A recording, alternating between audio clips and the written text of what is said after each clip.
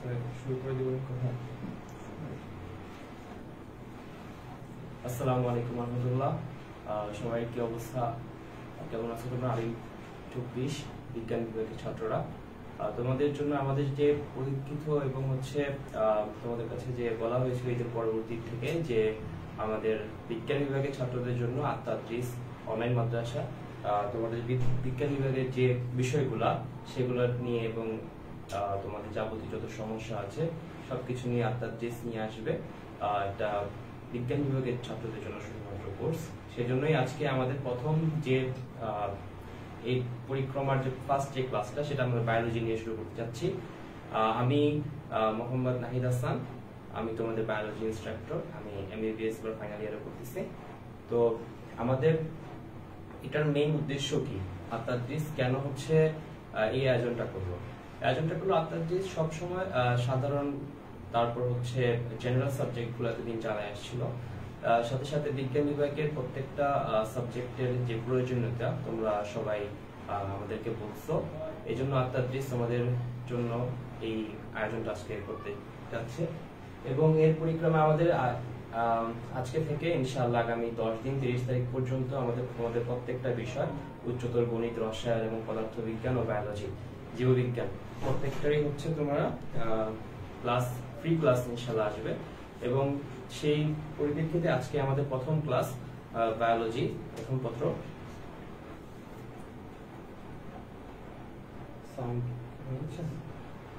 আচ্ছা, তারপরে সেই পরিপ্রেক্ষিতে আমাদের হচ্ছে আজকে প্রথম ক্লাস বায়োলজি প্রথম পত্র। তো আমরাই কেন তোমাদেরকে এই প্ল্যাটফর্মে আজকে বিজ্ঞান নিয়ে আসছি, কারণ হচ্ছে মাদ্রাসা ছাত্ররা সায়েন্স ব্যাকগ্রাউন্ডের যারা, তারা সবসময় হচ্ছে অবহেলিত হয়ে আসতেছে। তারা মাঝে মধ্যে প্রপার গাইডলাইন পাওয়ায় না, এবং তাদের আসলে কি কতটুকু করা উচিত কতটুকু করা উচিত না সেই দ্বিধাদ্বন্দ্বে তারা হচ্ছে পরীক্ষা পর্যন্ত চলে আসে এবং শেষ পর্যন্ত ওই বিষয়গুলোতে আলটিমেটলি খারাপ করে। আলটিমেটলি রেজাল্টটা তো তারা হচ্ছে একটা খারাপ একটা দাগ থেকে যায়। সেই জন্য তোমাদের জেনারেল সাবজেক্টগুলোর পাশাপাশি তোমাদের এবার বিজ্ঞান বিভাগের প্রত্যেকটা সাবজেক্টের জন্য আত্মাদ্রিস অনলাইন মাদ্রাসা তোমাদের প্রত্যেকটা ক্লাস নেওয়ার জন্য এবার তৈরি করেছে একটা বিজ্ঞানের জন্য আলিম বুস্টার কোর্স। সেই জন্য আমি তোমাদের সাথে থাকবো ইনশাআল্লাহ বায়োলজি ইনস্ট্রাক্টর হিসেবে। তো আজকে আমরা যে টপিকটা নিয়ে আজকে আলোচনা করব এটা হচ্ছে তোমাদের বায়োলজি জীববিজ্ঞান প্রথম পত্রের অণুজীব অধ্যায়। এটা অনেক বেশি ইম্পর্টেন্ট, অনেক বেশি গুরুত্বপূর্ণ তোমাদের সিকিউ এমসিকিউ এর জন্য।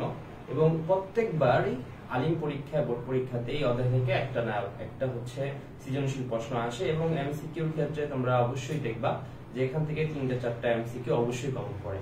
এই অধ্যায়টা অনেক বিশাল, সেজন্য আজকে আমরা তোমার এই অধ্যায়টাকে 3টা ভাগে ভাগ করছি। একটা হচ্ছে ভাইরাস, একটা হচ্ছে ব্যাকটেরিয়া, একটা হচ্ছে ম্যালেরিয়া। তো আমরাও ভাইয়ারা ইনশাআল্লাহ এই 3টা টপিককে 3টা আলাদা আলাদা ক্লাস নেব ইনশাআল্লাহ তোমাদের জন্য সম্পূর্ণ ফ্রি।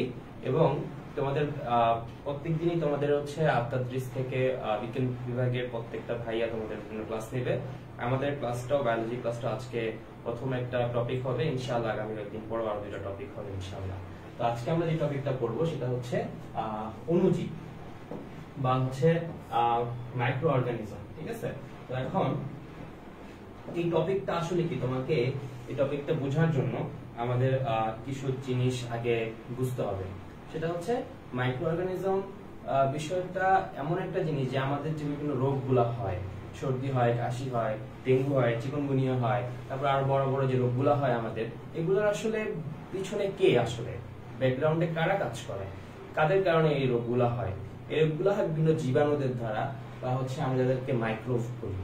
এখন এই মাইক্রোবস বা অণুজীব জিনিসটা তোমরা কি খালি চোখে দেখতে পাও? খালি চোখে অবশ্যই দেখা যায় না। এদেরকে আমাদের দেখতে যৌগিক অণুবীক্ষণ যন্ত্র বা হচ্ছে ইলেকট্রন অণুবীক্ষণ যন্ত্র বা ইলেকট্রন মাইক্রোস্কোপ ব্যবহৃত হয়। যেই সকল জীবদেরকে বা পদার্থকে আমরা হচ্ছে ইলেকট্রন মাইক্রোস্কোপের মাধ্যমে বা যৌগিক অণুবীক্ষণ যন্ত্রের মাধ্যমে দেখতে হয়, সেই জিনিসগুলোকে আমরা অণুজীব বলি। এবং এই টপিকটা যে সাবজেক্টে আলোচনা করা হয় সেই সাবজেক্টটাকে আমরা বলি মাইক্রোবায়োলজি বা অণুজীব তত্ত্ব। এটা কিন্তু ঢাকা ইউনিভার্সিটির অনেক ফেমাস একটা সাবজেক্ট। তোমরা যারা ইনশাআল্লাহ অ্যাডমিশন দিয়ে ঢাকা ইউনিভার্সিটি পরীক্ষা দিবে, অনেকেই এই সাবজেক্টটাতে তোমরা ইনশাআল্লাহ চান্স পাবে। আচ্ছা, তারপরে আমরা দেখো ইলেকট্রন অনুবীক্ষণ যন্ত্র ছাড়া এদেরকে দেখা যায় না, খালি চোখে দেখা যায়। তোমার হাতের মধ্যে অনেক ধরনের মাইক্রো অর্গানিজম থাকতে পারে, আমরা সেই যেগুলো ইনহেল করি, নাক দিয়ে নিয়ে যাই এবং সেই পরবর্তীতে আমাদের সমস্যা হয়, সেই জিনিসগুলো আমরা হচ্ছে খালি চোখে দেখতে পাই, ইলেকট্রন অনুবীক্ষণ যন্ত্রের প্রয়োজন হয়। তো আজকে ভাইয়ারা আমরা এখানে অণুজীব অধ্যায়ে আমি আগেই বলছি তিনটা টপিকে ভাগ করা, একটা হচ্ছে ভাইরাস, দুই হচ্ছে ব্যাকটেরিয়া, তিন হচ্ছে ম্যালেরিয়া। তো এবার আমরা তোমরা আজকে ভাইরাস নিয়ে আলোচনা করবো এখানে, ঠিক আছে? ভাইরাস নিয়ে আজকে আমাদের আলোচনা। তারপরে আসি, এখন তুমি দেখো এখানে আমরা এখন কি পড়বো, মেইনলি আমাদের এখান থেকে এবার আমাদের এমন ভাবে পড়বো আমরা যেভাবে পড়লে আমাদের প্রত্যেকটা এমসিকিউ ইনশাআল্লাহ কমন করে এবং সিকিউ গুলো ইনশাআল্লাহ কমন করে। এখন সেই ক্ষেত্রে পুরো বইটা কি পড়া পসিবল ভাইয়া? পুরো বইটা আসলে পড়া তো এখন শেষ সময়, তোমাদের হাতে আছে আমাদের 2 মাস, তোমাদের কিভাবে এখন সবকিছু পড়া পসিবল না। তোমাদেরকে গুছানো এবং হচ্ছে এমন ভাবে পড়বা যেটা তোমাদের পরীক্ষায় সবচেয়ে ভালো নাম্বার পাইতে সাহায্য করবে। তো আমরা ওইভাবেই তোমাদেরকে পড়াবো যেভাবে হচ্ছে তোমাদের পরীক্ষাটা অন্তত ভালোভাবে কনফিডেন্টলির সাথে দিয়ে আসতে পারো, সেই যতটুকু। এখন কিন্তু তোমাদের এমসিকিউর জন্য তোমাদের পুরো বইটা একবার অন্তত পড়া উচিত, যাতে এমসিকিউটা বিভিন্ন জায়গা থেকে দিতে পারে। সেই জন্য তুমি যে জিনিসগুলো অবশ্যই খেয়াল রাখবা, ভাইয়া যে লাইনগুলো দাগায় রাখছি সেই লাইনগুলো তোমরা অবশ্যই তোমাদের বইয়ের মধ্যে অবশ্যই তোমরা হাইলাইটার দিয়ে অথবা হচ্ছে কলম দিয়ে দাগায় রাখবা। এবং আমার ক্লাস করার একটা নিয়মই হচ্ছে যে আমি যখন ক্লাস করাই তখন হচ্ছে সবাইকে বলি যে তোমরা একটা কলম নাও বা খাতা নাও এবং সাথে সাথে হচ্ছে তোমরা এর যে জিনিসগুলো আমি দাগায় রাখতেছি বা তোমরা মানে ইম্পর্টেন্ট জিনিসগুলো, হাইলাইটেড জিনিসগুলো, সেগুলো তোমরা অবশ্যই দাগায় রাখবা। তো যে জিনিসগুলো সেটা হচ্ছে, দেখো আমি আগেই বলছি তোমাদেরকে কয়েকটা রোগ, যেমন সর্দি, ইনফ্লুয়েঞ্জা, ডেঙ্গু, চিকুনগুনিয়া, জলাতঙ্ক, গুটি বসন্ত, জলবসন্ত, bird flu and viral hepatitis, এই কয়েকটা রোগ আমাদের ভাইরাস দিয়ে হয়। তোমাকে কোশ্চেন দিতে পারে যে নিচের কোনটি ভাইরাস গঠিত রোগ নয়, এখানে দিতে পারে ডেঙ্গু, দিতে পারে ভাইরাল হেপাটাইটিস, দিতে পারে জলবসন্ত, দিতে পারে আরেকটা দিতে পারে টাইফয়েড। তো টাইফয়েড কি ভাইরাস গঠিত রোগ? না, টাইফয়েড হচ্ছে ব্যাকটেরিয়া গঠিত রোগ। তো তোমার এই জিনিসগুলো নামগুলো অবশ্যই জানতে হবে, ঠিক আছে? তো এখানে মেইন জিনিসটা কি, ভাইরাস কাকে বলে এবং ভাইরাসটা আসলে দেখতে কেমন এবং এর রাসায়নিক গঠন সম্পর্কে এটুকু মধ্যে আলোচনা করছে। দেখো আমি আগে বলছিলাম ভাইরাস হচ্ছে একটা অতি আণুবীক্ষণিক নরমাল যে যৌগিক অনুবীক্ষণ যন্ত্র, ঠিক আছে? ওইটাতেও দেখা যায় না, এদেরকে দেখতে আমাদের হচ্ছে ইলেকট্রন মাইক্রোস্কোপের প্রয়োজন।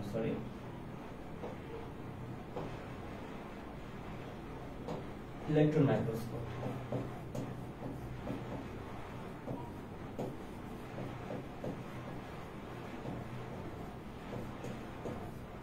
এই ইলেকট্রন মাইক্রোস্কোপ প্রয়োজন আমাদের হচ্ছে এই ভাইরাসকে দেখতে, ঠিক আছে? এবং এখন আমরা এই ভাইরাসটা আসলে কি, কতটুকু এই ভাইরাসটার বিস্তার, এটা আমাদের জানতে হলে আমাদের জানতে হবে, দেখো ভাইরাসটা আসলে কি দিয়ে তৈরি। এখানে দেখো, এই দেখো একটা ভাইরাসের যদি একটা আবরণী থাকে আর এর ভিতরে হচ্ছে তোমার নিউক্লিক অ্যাসিড। এখন এই ভাইরাসের শুধুমাত্র এক ধরনের নিউক্লিক অ্যাসিড থাকবে, হয় এটা হচ্ছে ডিএনএ অথবা এটা হবে আরএনএ। আমাদের নরমাল মানুষের বডিতে আমাদের ডিএনএ এবং আরএনএ বোথ দুইটা একসাথে থাকতে পারে, কিন্তু ভাইরাসে কখনো ডিএনএ এবং আরএনএ একই সাথে থাকবে না, ভাইরাসে যে কোনো একটা মাত্র নিউক্লিক অ্যাসিড থাকবে। তো তোমরা এখান থেকে জানবা যে ভাইরাসের যে নিউক্লিক অ্যাসিড থাকে সেটা শুধুমাত্র হচ্ছে এক ধরনের নিউক্লিক অ্যাসিড, হয় ডিএনএ হবে অথবা আরএনএ হবে, এবং এর চারপাশে সারাউন্ড করে একে প্রোটেকশন যে দেয় তাকে আমরা বলি হচ্ছে প্রোটিন বা ক্যাপসিড বলি, সামনে ইনশাআল্লাহ আমরা পড়ব। তো আমরা এখান থেকে যে জিনিসটা প্রয়োজন সেটা হচ্ছে ভাইরাসের আলট্রা মাইক্রোস্কোপিক আণুবীক্ষণিক সত্তা, যেটা নিউক্লিক অ্যাসিড এবং প্রোটিন দিয়ে তৈরি। এখন তোমাকে যদি আসে যে ভাইরাস কাকে বলে, তোমাকে সৃজনশীলের 1 নম্বর জ্ঞানমূলক যে কোশ্চেনটা সেটা যখন আসবে তখন তোমরা হচ্ছে এইখান থেকে এতটুকু পর্যন্ত লিখে দিবা। এখন আমরা এতটুকু লেখাটা কি সেটা একটু দেখি। এটা হচ্ছে দেখো নিউক্লিক অ্যাসিড, মাত্র বললাম যে এখানে ভিতরে যে থাকবে সেটা হচ্ছে একটা নিউক্লিক অ্যাসিড থাকবে, এটা হচ্ছে একটা কেন্দ্রীয় অংশ সেন্ট্রালি, এবং এর বাইরে থাকবে একটা প্রোটিন আবরণ যেটা হচ্ছে অকোষীয় এবং অতি আণুবীক্ষণিক সত্তা এবং বাধ্যতামূলক পরজীবী। বাধ্যতামূলক পরজীবী মানে হচ্ছে দেখো ভাইরাস শুধুমাত্র একটা মানব দেহের ভিতরেই ও জীবীয় জীবনের যে বৈশিষ্ট্যগুলো আছে, জীবের বৈশিষ্ট্যগুলো সেগুলাই প্রকাশ করতে পারে। ও মানুষ ছাড়া বা অন্য কোনো একটা মানে মাধ্যম ছাড়া ও আর এই জীবনের কোনো জিনিসপত্র প্রকাশ করতে পারে না। ঠিক আছে, এই জন্য আমরা বাধ্যতামূলক পরজীবী বা অব্লিগেট প্যারাসাইট বলি। ঠিক আছে, এবং যারা জীবদেহের অভ্যন্তরে সক্রিয় হয়ে রোগ সৃষ্টি করে তাদেরকে জীবদেহের বাইরে কিন্তু নিষ্ক্রিয় অবস্থায় বিরাজ করে তাদেরকে আমরা ভাইরাস বলতেছি। তাহলে এখানে কয়েকটা পয়েন্ট আমরা মেইন মনে রাখবো। ভাইরাসটা হচ্ছে নিউক্লিক অ্যাসিড এবং প্রোটিন দিয়ে তৈরি। নিউক্লিক অ্যাসিডটা হচ্ছে সেন্ট্রালি কেন্দ্রীয় এবং হচ্ছে প্রোটিনটা এটা হচ্ছে প্রোটিন, একে আমরা ক্যাপসিড বলি, আর এটা হচ্ছে নিউক্লিক অ্যাসিড। এই প্রোটিন দিয়ে গঠিত অকোষীয় ভাইরাস কিন্তু কোনো কোষীয় না, অতি আণুবীক্ষণিক বাধ্যতামূলক পরজীবী যা জীবদেহের অভ্যন্তরে সক্রিয় হয়ে রোগ সৃষ্টি করে কিন্তু জীবদেহের বাইরে হচ্ছে নিষ্ক্রিয় অবস্থা বিরাজ করে। তাহলে এটা হচ্ছে তোমার ভাইরাসের সংজ্ঞা। এটা এতটুকু এখান থেকে বলে নিলেই হলো। এরপর আসি আমরা যে ভাইরাসের এই আবিষ্কারকের এখানে অনেক কিছু আছে, এত কিছু আমাদের এখান থেকে লাগবে না। আমি এখান থেকে যে লাইনগুলো দাগাই দিছি সেই লাইনগুলো থেকে তোমাদের এমসিকিউ আসার চান্স আছে, বাইরের জিনিসগুলো থেকে এমসিকিউ আসার চান্স নাই। তোমরা এই লাইনগুলো অবশ্যই স্ক্রিনশট নিয়ে রাখো অথবা হচ্ছে তোমরা দাগায় ফেলতে পারো খুব তাড়াতাড়ি করে, যে এই লাইনগুলো থেকে ভাইয়া বলছে যে এমসিকিউ আসবে, ইনশাআল্লাহ এখান থেকে আসার সম্ভাবনা অনেক বেশি। এখান থেকে দেখো সর্বপ্রথম বিজ্ঞানী এডওয়ার্ড জেনার উনি হচ্ছে এই বসন্ত রোগের কথা উল্লেখ করছেন। উনি কিন্তু ভাইরাস আবিষ্কার করেন নাই, ভাইরাস ঘটিত বসন্ত রোগ একটা হইতে পারে, আমাদের যে পক্স হয় সেটার কথা বলছেন। তারপরে কি, তারপর অ্যাডলফ মায়ার 1866 সালে তামাক গাছের একটা রোগ হয়, সেটাকে আমরা বলি হচ্ছে টোবাকো মোজাইক রোগ। এই টোবাকো মোজাইক রোগ হিসাবে উল্লেখ করেন এবং দিমিত্রি আইভানোভস্কি উনি প্রমাণ করেন যে আসলে এই যে রোগটা এটা ব্যাকটেরিয়ারোধক ফিল্টার দিয়ে ফিল্টার করার পরেও এটা হচ্ছে রোগ সৃষ্টি করতে সক্ষম। এটা মানে কি, এটা মানে হচ্ছে এক ধরনের ফিল্টার আছে যে ফিল্টার গুলাতে তোমার এই ব্যাকটেরিয়া আটকে যায়। এখান থেকে যদি একটা ব্যাকটেরিয়া থাকে, ঠিক আছে, এখানে একটা ব্যাকটেরিয়া, এই ব্যাকটেরিয়া রোধক ফিল্টারে তোমার আটকে যাবে। তো এখানে যে ইয়েটা থাকবে সেখানে কোনো ধরনের ব্যাকটেরিয়া নরমালি থাকে না। এই ব্যাকটেরিয়া রোধক ফিল্টারে নরমালি ব্যাকটেরিয়া আটকে গেলেও কিছু কিছু ভাইরাস এটাকে ইয়া করে ভিতরে চলে আসতে পারে। সো ব্যাকটেরিয়া রোধক ফিল্টারে ভাইরাসকে আমার আটকানো যায় না। এটা উনি প্রথম বের করছেন এবং হচ্ছে তিনি এটা বের করার কারণে এবং তাকে হচ্ছে ভাইরাসের আবিষ্কারক হিসেবে চিহ্নিত করা হয়। কাকে? এই দিমিত্রি আইভানোভস্কিকে তাকে ভাইরাসের আবিষ্কারক হিসেবে করা হয়। ঠিক আছে, এটা কি ইম্পর্টেন্ট যে ভাইরাসের আবিষ্কারক কে। তারপরে এই যে ওয়াল্টার রিড সাহেব উনি হচ্ছে মানবদেহের পিতজ্বর বা ইয়েলো ফিভার, এটা নরমালি বাংলাদেশে হয় না, এটা হচ্ছে সাউথ আফ্রিকাতে হয়। ঠিক আছে, সাউথ আফ্রিকাতে নরমালি রোগটা হয়। এই রোগটা উনি হচ্ছে আবিষ্কার করছেন ওয়াল্টার রিড, এটাও কিন্তু ভাইরাস দিয়ে হয়। ঠিক আছে, সো পিতজ্বর, মানবদেহের যে পিতজ্বর সেটা কি দিয়ে হয়? ভাইরাস দিয়ে হয়। তারপর হচ্ছে দেখো এখানে আর কিছু লাগবে না, শেফারম্যান হচ্ছে সায়ানোব্যাকটেরিয়া আবিষ্কার করছেন, সায়ানোফাজ আবিষ্কার করছেন এবং গেল মানুষের মধ্যে যে হয় এইচআইভি, এই এইচআইভি আবিষ্কার করছেন। আচ্ছা, তারপরে কি হেপাটাইটিস সি ভাইরাস আবিষ্কার করছেন কে? এটা হচ্ছে হার্ভে জে অল্টার, উনি হেপাটাইটিস সি ভাইরাস আবিষ্কার করছেন। এই পর্যন্ত 5000-এর অধিক তোমার ভাইরাস আবিষ্কার করা হয়েছে। চিন্তা করতে পারো 5000 ভাইরাসের মাধ্যমে মানুষ আক্রান্ত হইতে পারে, যে কোনো ধরনের মানুষ ইজিলি ভাইরাসের আক্রান্ত হয়ে যায়। এখান থেকে পৃষ্ঠা থেকে সবচেয়ে বেশি ইম্পর্টেন্ট যেটা বলছি একটা হচ্ছে দিমিত্রি আইভানোভস্কি, উনি হচ্ছেন কি আবিষ্কার করছেন? উনি আবিষ্কার করছেন হচ্ছে এই যে ভাইরাসের আবিষ্কার করছেন। তারপর হচ্ছে উনি কি এই ওয়াল্টার রিড আবিষ্কার করছেন কি? মানবদেহের পিতজ্বর। আর এখানে আরেকটা ইম্পর্টেন্ট যে লাইনটা সেটা হচ্ছে এই ডব্লিউ.এম. স্ট্যানলি ভাইরোলজির জনক বলা হয়। এখন ভাইরোলজি জিনিসটা কি? ভাইরোলজি মানে যেই জিনিসটার মনে শেষে থাকবে লজি, ওইটা মানে হচ্ছে জ্ঞান, ওই সংক্রান্ত কোনো জ্ঞান। আমরা হচ্ছে কোনো জিনিস নিয়ে যেখানে আলোচনা করি ওই জিনিসটাকে মেডিকেলের সায়েন্সের ভাষা লজি বলি। ঠিক আছে, যেমন ব্যাকটেরিওলজি, ভাইরোলজি, ঠিক আছে, মাইক্রোবায়োলজি। সো ভাইরোলজি মানে হচ্ছে যেখানে তোমার ভাইরাস সম্পর্কে আলোচনা করা হয় সেখানকে জায়গাটাকে আমরা বলি ভাইরোলজি। মনে থাকবে? আচ্ছা, তারপরে এখান থেকে আবিষ্কারকের এই জিনিসগুলো শুধুমাত্র এমসিকিউর জন্য, সিকিউর জন্য এগুলো কিচ্ছু লাগবে না, এতটুকু পারলেই এনাফ।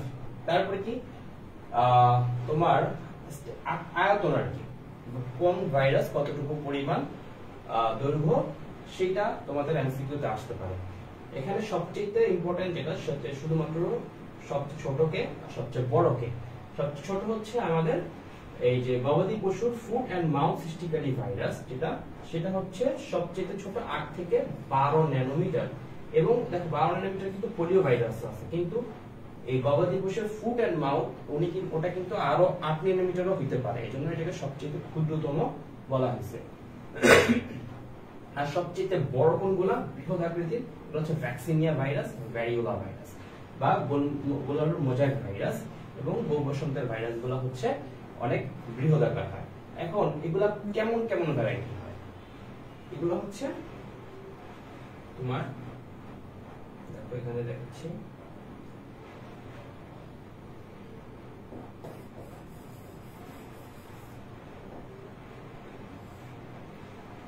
দেখো এখন এটা হচ্ছে তোমার লম্বা হতে পারে, আবার বর্তুলাকার হতে পারে, কিছু স্পাইক থাকে।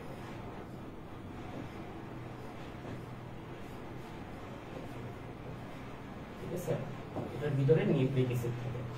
কিছু কিছু আবার গোলাকৃতির হতে পারে, এগুলোর ভিতরে নিউক্লিক অ্যাসিড থাকে। তো যে দণ্ডাকার সেটাকে আমরা বলি হচ্ছে তামাকে টোবাকো মোজাইক ভাইরাস, এটা হচ্ছে লম্বাক্তর আকৃতির হতে পারে। এটা হচ্ছে T2 ভাইরাস। ইনফ্লুয়েঞ্জা ভাইরাস হচ্ছে গোলাকৃতির হয়, ইনফ্লুয়েঞ্জা। আচ্ছা, কিছু কিছু ভাইরাস দেখবা এই যে এমন, এটা হচ্ছে একটা সাপের মতো, এটাকে আমরা ইবোলা ভাইরাস বলতে পারি। ঠিক আছে, এই ইবোলা ভাইরাস কিন্তু অনেক মারাত্মক। এই দেখো এক একটা ভাইরাস এক একটা রকমের, কেউ কিন্তু নির্দিষ্ট শেপের না।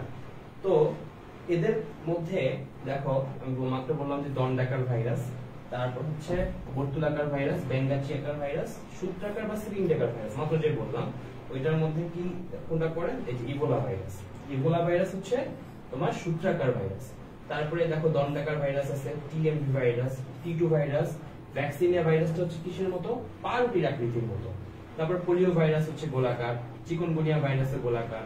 আমাদের সবচেয়ে এই যে কয়েকদিন আগে আমাদের অনেক মানে সবাইকে বিপদে ফেলে দিল যে করোনা ভাইরাস, ওইটাও কিন্তু এরকম স্পাইক আলা তোমার গোলাকৃতির ভাইরাস। চিকুনগুনিয়া ভাইরাস হচ্ছে গোলাকৃতির।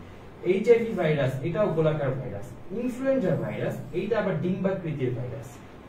ঠিক আছে, তো এই ভাইরাসের আকৃতিগুলা তোমার রাখবে, এগুলা জাস্ট এমসিকিউর জন্য ইম্পর্টেন্ট, এমনিতে কোনো ইম্পর্টেন্ট না সিকিউর জন্য। আচ্ছা, তারপর দেখো এই ভাইরাসটা আসলে কি? ভাইরাসটা কি আসলে জীব নাকি জ্বর? এটা কি আসলে কোনো প্রাণ আছে নাকি নাই? এটা নিয়ে দুইটা ছাত্রের মধ্যে একবার মানে গন্ডগোল লেগে গেল যে না এটা জীবের বৈশিষ্ট্য আছে, এটা জীব। আরেকজন বললো কি না এটা তো মানব দেহের বাইরে নিষ্ক্রিয়, সো এটা জ্বর। দুজনে গেলে একটা স্যারের কাছে, ওই স্যার বললো এটা জীবও না জ্বরও না, এটা ভাইরাস তো ভাইরাসই। সো এটা বলা হয়েছে যে ভাইরাস তো ভাইরাসই। এটা কে বলছে? এটা বলছে বিজ্ঞানী লোভ, উনি এই কথাটা বলছে ভাইরাস তো ভাইরাসই। এর কোনো আসলে জীবনও নাই মরণও নাই। এরা আবার মানব দেহ বাইরে জীবীয় বৈশিষ্ট্য প্রকাশ করতে পারে, মানব দেহের বাইরে নিষ্ক্রিয়। আচ্ছা, তো ভাইরাসের রাসায়নিক কোন সজীব কোষের মধ্যে এক প্রকার বস্তু, এটা কি বলছে? সেল। তোমরা এই জিনিসগুলো একটু জাস্ট জেনে নিলেই হবে, দাগানো জিনিসগুলো জাস্ট তোমরা মনে রাখলেই হবে। ঠিক আছে, আচ্ছা আমি একটু কমেন্টগুলো পড়ি। সেটা হচ্ছে ইফতিকার মাহমুদ প্লাবন বলে আসসালামু আলাইকুম। ওয়া আলাইকুম আসসালাম। এমডি মাহাদি হাসান আসসালামু আলাইকুম। ওয়া আলাইকুম আসসালাম। তোমাদেরকে ওয়েলকাম আজকের ক্লাসে। তোমরা ক্লাসটা দেখতে থাকো, ইনশাআল্লাহ তোমরা এখান থেকে অবশ্যই বেনিফিটেড হবে। তো যেটা বলতেছিলাম সেটা হচ্ছে ভাইরাসের বৈশিষ্ট্য। এখন ওই যে ছাত্রজন বললো যে স্যার আমাদের তো জীবীয় বৈশিষ্ট্য আছে, আবার হচ্ছে আমার জ্বর বৈশিষ্ট্য আছে। এখন জ্বর বৈশিষ্ট্যগুলা কি আসলে? ভাইরাস যে আসলে জীবদেহের বাইরে বা মানবদেহের বাইরে যে একটা নিষ্ক্রিয় অবস্থা কাজ করে, সেই বৈশিষ্ট্যগুলো দেখলেই আসলে বোঝা যায় ওর কিছু জ্বর বৈশিষ্ট্য আছে। দেখো এই ঝড় বৈশিষ্ট্যগুলোর মধ্যে তুমি একটা জিনিস কমন পাবা, সেটা হচ্ছে নাই। কি নাই, আর অথবা হচ্ছে নেই। ঠিক আছে, এটা সহজ মনে রাখা। কি জিনিস দেখো, ভাইরাস অকোষীয় অতি বৃক্ষণিক, এদের সাইটোপ্লাজম, কোষঝিল্লি, কোষ প্রাচীর, রাইবোজোম, মাইটোকন্ড্রিয়া নেই। এক কথা, এদের নিজস্ব কোনো বিপাকীয় এনজাইম নেই, খাদ্য গ্রহণ করে না, ফলে পুষ্টিক্রিয়াও নেই। ভাইরাস জীবকোষের সাহায্য ছাড়া স্বাধীনভাবে প্রজননক্ষম নয়। ব্যাকটেরিয়ার ফিল্টার ভাইরাস ফিল্টারযোগ্য নয়। এই 5 নাম্বার পয়েন্টটা শুধুমাত্র ঝামেলা করে দিচ্ছে। এইটা তোমার এই 9 রুলস থেকে বাইরে। এমসিকিউ আসলে এখান থেকে সবচেয়ে এই লাইনটা দিয়ে তোমাদেরকে কনফিউজ করে দিবে। বলবে যে ভাইরাসকে জীবকোষের সাহায্যে যে কোনটি সঠিক নয়, তখন ব্যাকটেরিয়া ফিল্টারে ভাইরাস ফিল্টারযোগ্য নয়। তারপরে ভাইরাসকে ক্যালসিফাই করা যায় না, তুমি তো বলবা যে ভাইয়া পড়াইছে সবকিছুই না নেই। সো এই লাইনটা তোমরা অবশ্যই আলাদাভাবে স্টার মার্ক দিয়ে রাখো। ভাইরাসকে ক্যালসিফাই করা যায়, সেন্ট্রিফিউজ করা যায়, ব্যাপন করা যায়, পানির সাথে মিশিয়ে সাসপেনশন তৈরি করা যায় এবং তরলীকরণ করা যায়। ঠিক আছে, এবং তরলীকরণ করা যায়।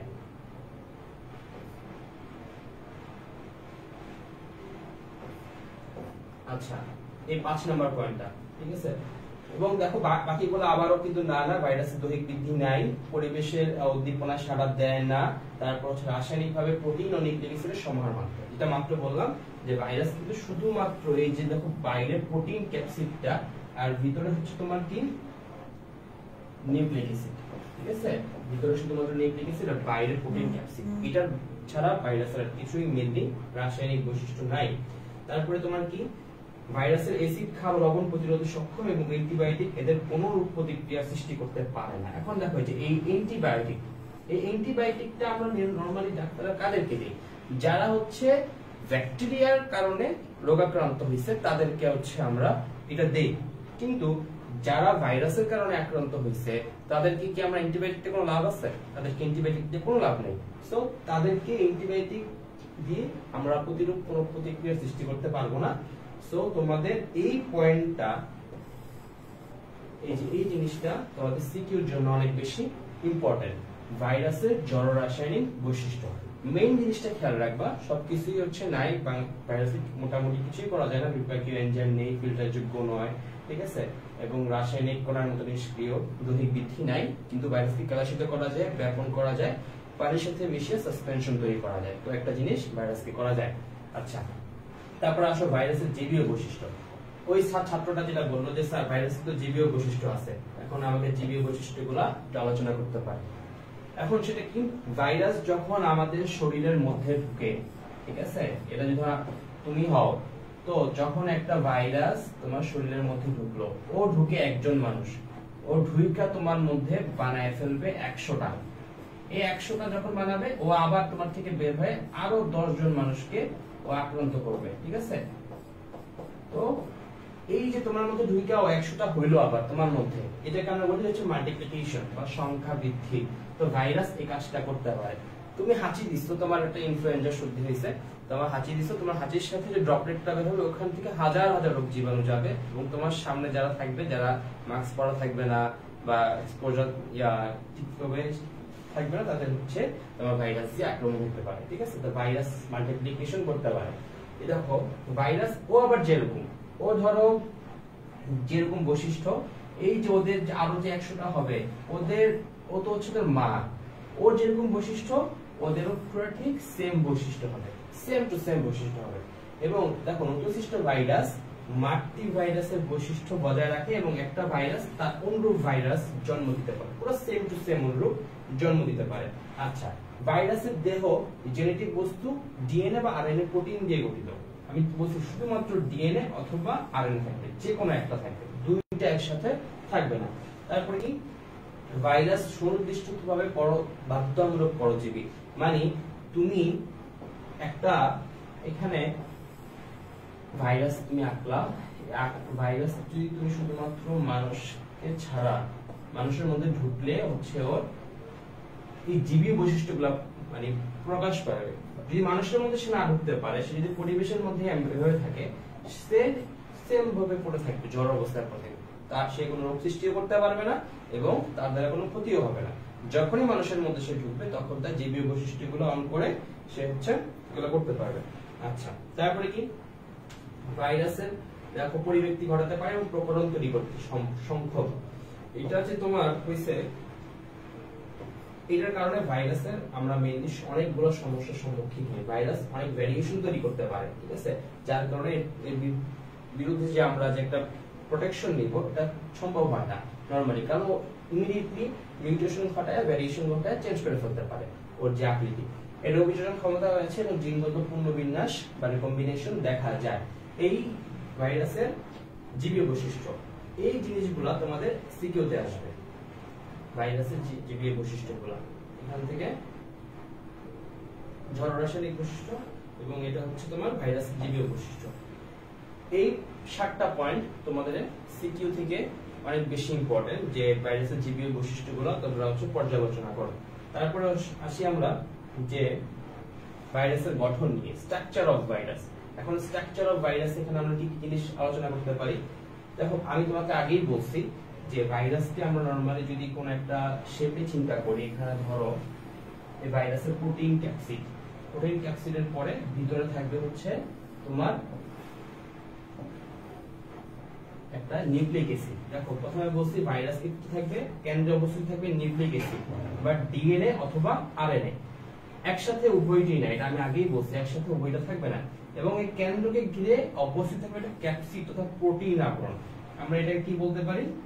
এইটাকে বলতে পারি হচ্ছে ক্যাপসিড। এটা হচ্ছে একটা প্রোটিন আবরণ। আর ভিতরে যে জিনিসটা থাকবে এটা হচ্ছে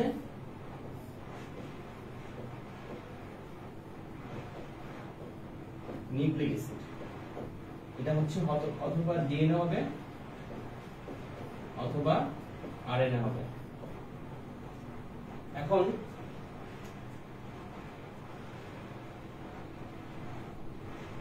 এই জিনিসটার যে তৈরি হবে আমার এই পাশে যে মাত্র যে বললাম ক্যাপসিড, এই ক্যাপসিড অনেকগুলা অণু ভাগ ভাগ করে তৈরি হয়। ইচ অণুকে আমরা বলি হচ্ছে ক্যাপসোমিয়ার। এটাকে আমরা বলি হচ্ছে ক্যাপসোমিয়ার। এই ক্যাপসোমিয়ার দিয়ে তৈরি হচ্ছে তোমার হচ্ছে ক্যাপসিড, এবং ক্যাপসিডটা তোমার পুরো ভাইরাসটাকে ভিতরে রক্ষা করে যাতে ওর কোনো সমস্যা না হয়। তুমি একটা জিনিস আলাদা বাইরে থেকে দিবা যে যার কারণে হচ্ছে ওর যে নিউক্লিক অ্যাসিড ধ্বংস হবে, ওইটা যাতে না হয় সেজন্যই সে আগে ভাগে একটা প্রোটিন আবরণ তৈরি করে রাখছে যাতে তার কোনো সমস্যা না হয়। আচ্ছা, তারপরে কি এই ভাইরাস কন্টাক্ট হইতে পারে। একটু আগে তোমাকে দেখাইলাম করোনা ভাইরাস কি থাকে, ভাইরাস স্পাইক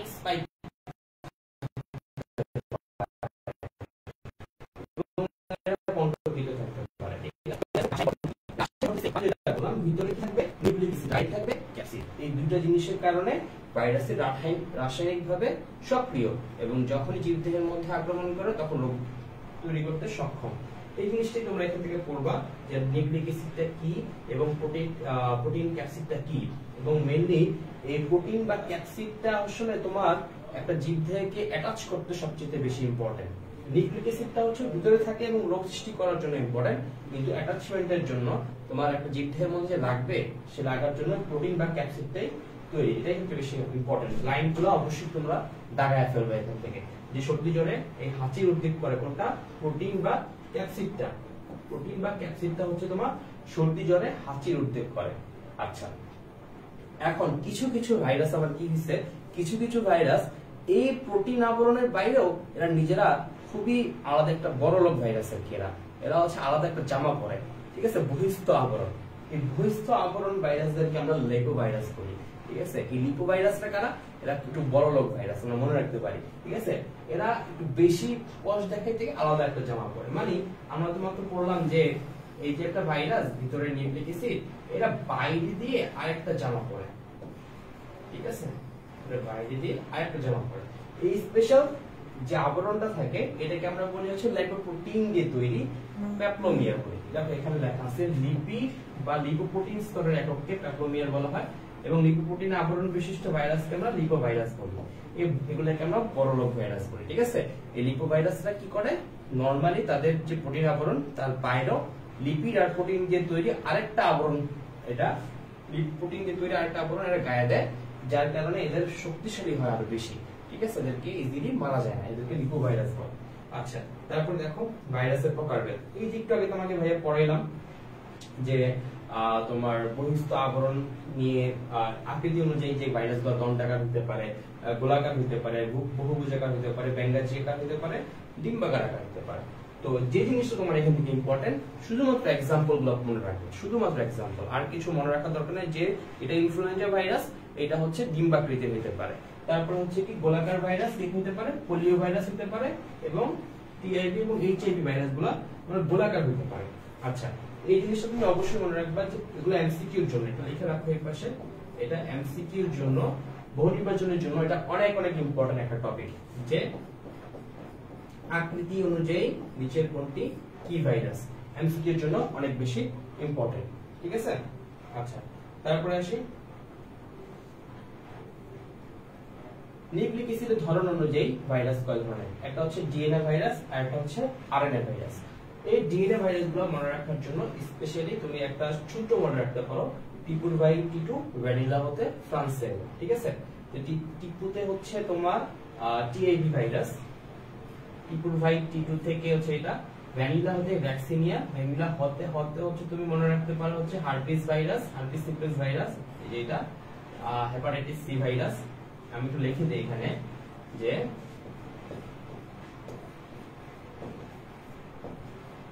T2 ভাই T2 ভ্যানিলা হতে ফ্রান্সে। তোমরা এই লাইনটা একটু উপরে লিখে রেখে পারো, যে তোমাদের ইজিলি মনে থাকে যে ডিএনএ ভাইরাস আসলে কোনগুলা। টিপুতে হচ্ছে তোমার TIV virus, Tipula iridescent virus. টি2তে হচ্ছে তোমার এই টি2 ভাইরাস, ভাইতে হচ্ছে ভ্যাকসিনিয়া ভাইরাস, ভ্যারিলিও, এরপর ভ্যানিলাতে হচ্ছে ভ্যারিওলা ভাইরাস, হতে হচ্ছে হার্পিস সিম্পলেক্স ভাইরাস। ঠিক আছে? আর এলোতে হচ্ছে তোমার কি অ্যাডিনো ভাইরাস। এটা লেখা রাখো এখানে, এটা হচ্ছে অ্যাডিনো ভাইরাস। ঠিক আছে? আচ্ছা, অ্যাডিনো ভাইরাস, টিপুল ভাই টি2 ভ্যানিলা হতে ফ্রান্সেল, এই জিনিসটা তোমরা অবশ্যই মনে রাখবা। তাহলে ডিএনএ ভাইরাস ইজিলি তোমাদের মনে থাকবে। লিখে দিবে কিন্তু নিচের কোনটি ডিএনএ ভাইরাস নয়, তখন এগুলো দিয়ে মাঝখানে একটা আরএনএ ভাইরাসের নাম দিয়ে দিবে। এমসিকিউ এর জন্য অনেক বেশি ইম্পর্টেন্ট এই টপিকটা। ঠিক আছে? নিউক্লিক অ্যাসিড তোমার ধরন অনুযায়ী ভাইরাস কোনগুলো, এমসিকিউ। আচ্ছা, তারপর আসো বহিস্থ আবরণ অনুযায়ী ভাইরাস দুই প্রকার, একটা হচ্ছে আমি বলছি ল্যাংটা ভাইরাস, বহিস্থ আবরণবিহীন ভাইরাস, এগুলো হচ্ছে কারা, টিএমভি এবং টি2 ভাইরাস। আর কারা আছে বহিস্থ আবরণী ভাইরাস, এরা তো যে মাত্র বললাম ইনফ্লুয়েঞ্জা ভাইরাস আছে, হার্পিস আছে, এইচআইভি আছে। দেখো এটা কিন্তু ইজিলি মনে রাখতে পারবা, এইচআইভি দিয়ে মনে রাখতে পারবা। এইচআইভি তে তো এইচআইভি হলোই, আবার এইচ তে কি হয়ে গেল তোমার হার্পিস হলো, আই তে কি হলো ইনফ্লুয়েঞ্জা হলো। সো এইচআইভি দিয়েই তুমি বহিস্থ আবরণী ভাইরাসটা মনে রাখতে পারো। মনে রাখবা কি দিয়া? এইচআইভি দিয়া। ঠিক আছে? মনে রাখবা কি দিয়া? এইচআইভি দিয়া। এইচ হচ্ছে তোমার পুরোটা এইচআইভি, এইচ আবার হচ্ছে হার্পিস, আই তে হচ্ছে ইনফ্লুয়েঞ্জা। ঠিক আছে? আচ্ছা, তারপরে আসে উদ্ভিদ ভাইরাস। কিছু কিছু আছে যে যারা হচ্ছে আমাদের গাছের আক্রমণ করে, যেমন তোমার টোবাকো মোজাইক ভাইরাস, বিন ভাইরাস, তারপর হচ্ছে ফুলকপির মোজাইক ভাইরাস, এগুলো সবগুলো হচ্ছে ডিএনএ ভাইরাস। আচ্ছা, প্রাণী ভাইরাস তার কারা, ব্যাকটেরিওফেজ ভাইরাস কারা। এখন আসি এই জায়গাটা একটু ইম্পর্টেন্ট, ব্যাকটেরিওফাজ কি, এরা তোমাদের কি কাজ করে? ব্যাকটেরিওফাজ হচ্ছে যে ধরনের ভাইরাসগুলা ব্যাকটেরিয়াকে আক্রমণ করে। নরমালি তো আমাদের মানুষকে আক্রমণ করেই ওরা, কিন্তু ব্যাকটেরিয়াকে আক্রমণ করে যারা ক্ষতিকর ব্যাকটেরিয়া, সেই ধরনের ভাইরাসকে বলি আমরা হচ্ছে ব্যাকটেরিওফাজ। এই টি2 ব্যাকটেরিয়া, টি2 হচ্ছে একটা ব্যাকটেরিওফাজ। এরা নরমালি হচ্ছে ভাইরাস, কিন্তু আক্রমণ করে হচ্ছে ব্যাকটেরিয়াকে। আমরা সামনে পড়বো ইনশাআল্লাহ। আচ্ছা, তারপর সায়ান অফ ব্যাকটেরিয়াকে যারা আক্রমণ করে তাদেরকে বলে সায়ানোফাজ। ঠিক আছে? এই দুটো লাইন আমাদের ইম্পর্টেন্ট, সায়ানোফাজ বলে। এরা কারা কারা? এরা সবসময় মনে রাখবে এলপিপি দিয়ে যারা নাম, তারা সবাই সায়ানোফাজ। এলপিপি1, এলপিপি2, এটা এখানে লেখা আছে, তারা হচ্ছে তোমার সায়ানোফাজ। এবার আসি, এগুলো আর ইম্পর্টেন্ট না, এগুলো তোমাদের এখানে পড়া লাগবে না। যে লাইনগুলো ভাইয়া লিখে দিছি, দাগায় দিছি, সেই লাইনগুলো শুধুমাত্র তোমরা হচ্ছে পড়বা। আচ্ছা, এবার আসো এই যে বক্সটা আরএনএ ভাইরাস এবং ডিএনএ ভাইরাস। ঠিক আছে? এই আরএনএ ভাইরাস এবং ডিএনএ ভাইরাসের জিনিসটা তোমরা কিভাবে পড়বা, এটা অনেক ইম্পর্টেন্ট। এটা হচ্ছে এটা তোমাদের সিকিউর জন্য সবচেয়ে বেশি ইম্পর্টেন্ট, এখানে লিখে রাখি সিকিউর জন্য। এরা সাধারণত দণ্ডাকার বা শুক্রাকার ভাইরাস হচ্ছে আরএনএ, আর সাধারণত গোলাকার, ব্যাঙ্গাচি এবং পাউটি আকৃতি দেখতে হয় ডিএনএ ভাইরাস। যারা আরএনএ ভাইরাস তাদের নরমালি এদের নিউক্লিক অ্যাসিডে নরমালি নাম অনুযায়ী কি থাকবে, আরএনএ থাকবে। আর যারা ডিএনএ ভাইরাস তাদের নিউক্লিক অ্যাসিডে কি থাকবে, ডিএনএ থাকবে। এরপরে কি, এরপরে হচ্ছে দেখো আরএনএ ভাইরাস নরমালি সব উদ্ভিদ যেগুলা ওদেরকে বেশি আক্রমণ করতে পছন্দ করে, আর ডিএনএ ভাইরাসরা প্রাণী দেহে আক্রমণ করতে বেশি পছন্দ করে। আচ্ছা, তারপরে কি দেখবা আরএনএ ভাইরাসের সবগুলো কি এক সূত্র, মানে সিঙ্গেল স্ট্র্যান্ড, এরা সিঙ্গেল স্ট্র্যান্ড এক সূত্র, কিন্তু ডিএনএ ভাইরাস বেশিরভাগ ক্ষেত্রেই দ্বিসূত্র। তোমরা এই পার্থক্য করার ক্ষেত্রে সবসময় কিওয়ার্ডটা মনে রাখবা, তাহলে তোমাদের দেখবা যে ইজিলি জিনিসটা মনে থাকবে, পরীক্ষা হলে 4টা-5টা ইজিলি লিখে দিয়ে আসতে পারবা। আচ্ছা, আমি মাত্র যেটা বললাম যে আরএনএ ভাইরাস বেশিরভাগ ক্ষেত্রে উদ্ভিদ দেহে রোগ সৃষ্টি করে, আর এরা কি করে, ডিএনএরা প্রাণী দেহে রোগ সৃষ্টি করে। নরমালি আরএনএ ভাইরাসটা নরমালি কি থাকে, ল্যাংটা থাকে, ঠিক আছে, এদের কোনো এনভেলপ থাকে না, নরমালি এদের কোনো এনভেলপ থাকবে না। আর ক্যাপসিডের বাইরে সাধারণত এদের একটা এনভেলপ থাকে, এরা কিছু লক্ষণ আছে, এরা নরমালি এনভেলপ রাখে। ওকে, তারপরে কি উদাহরণ যেটা দিয়ে দিবে, एग्जांपल দুই একটা দিবা, সবগুলো মনে রাখার দরকার নেই। Tobacco mosaic virus, TMV, potato virus, আর এখানে T two virus, vaccinia virus, vanilla virus. ওই যে মাত্র যেটা বললাম টিপুর বাই টিটু, ভ্যানিলা হতে ফ্রান্সেল, এটা মনে রাখলেই তোমরা কয়েকটা এখানে ভাইরাসের নাম লেখা দিতে পারবা, ঠিক আছে। আচ্ছা, তারপরে কি আসি, এরপরে আসি যে ভাইরাসের পরজীবিতা বা প্যারাসাইটিজম অফ ভাইরাস। এটা আসলে কি দেখো, নরমালি তো ভাইয়া বললাম যে এরা মানবদেহের শরীর ছাড়া নরমালি বাঁচতে পারে না, ঠিক আছে, বাইরে এবং হচ্ছে এদের নরমালি কোনো একটা কোষ না পেলে এরা জীবের বৈশিষ্ট্যগুলো প্রকাশ করতে পারে না, এজন্য এটা হচ্ছে প্যারাসাইটিজম। এখন এগুলো তোমাদের ইম্পর্টেন্ট না, তোমাদের যে জিনিসটা বেশি ইম্পর্টেন্ট যে রিসেপ্টোসাইট, এই যে কথাটা, এই কথাটা হচ্ছে তোমাদের এখানে একটু বুঝাই দেই। সব ভাইরাস কিন্তু সব জায়গায় আক্রমণ করতে পারবে না।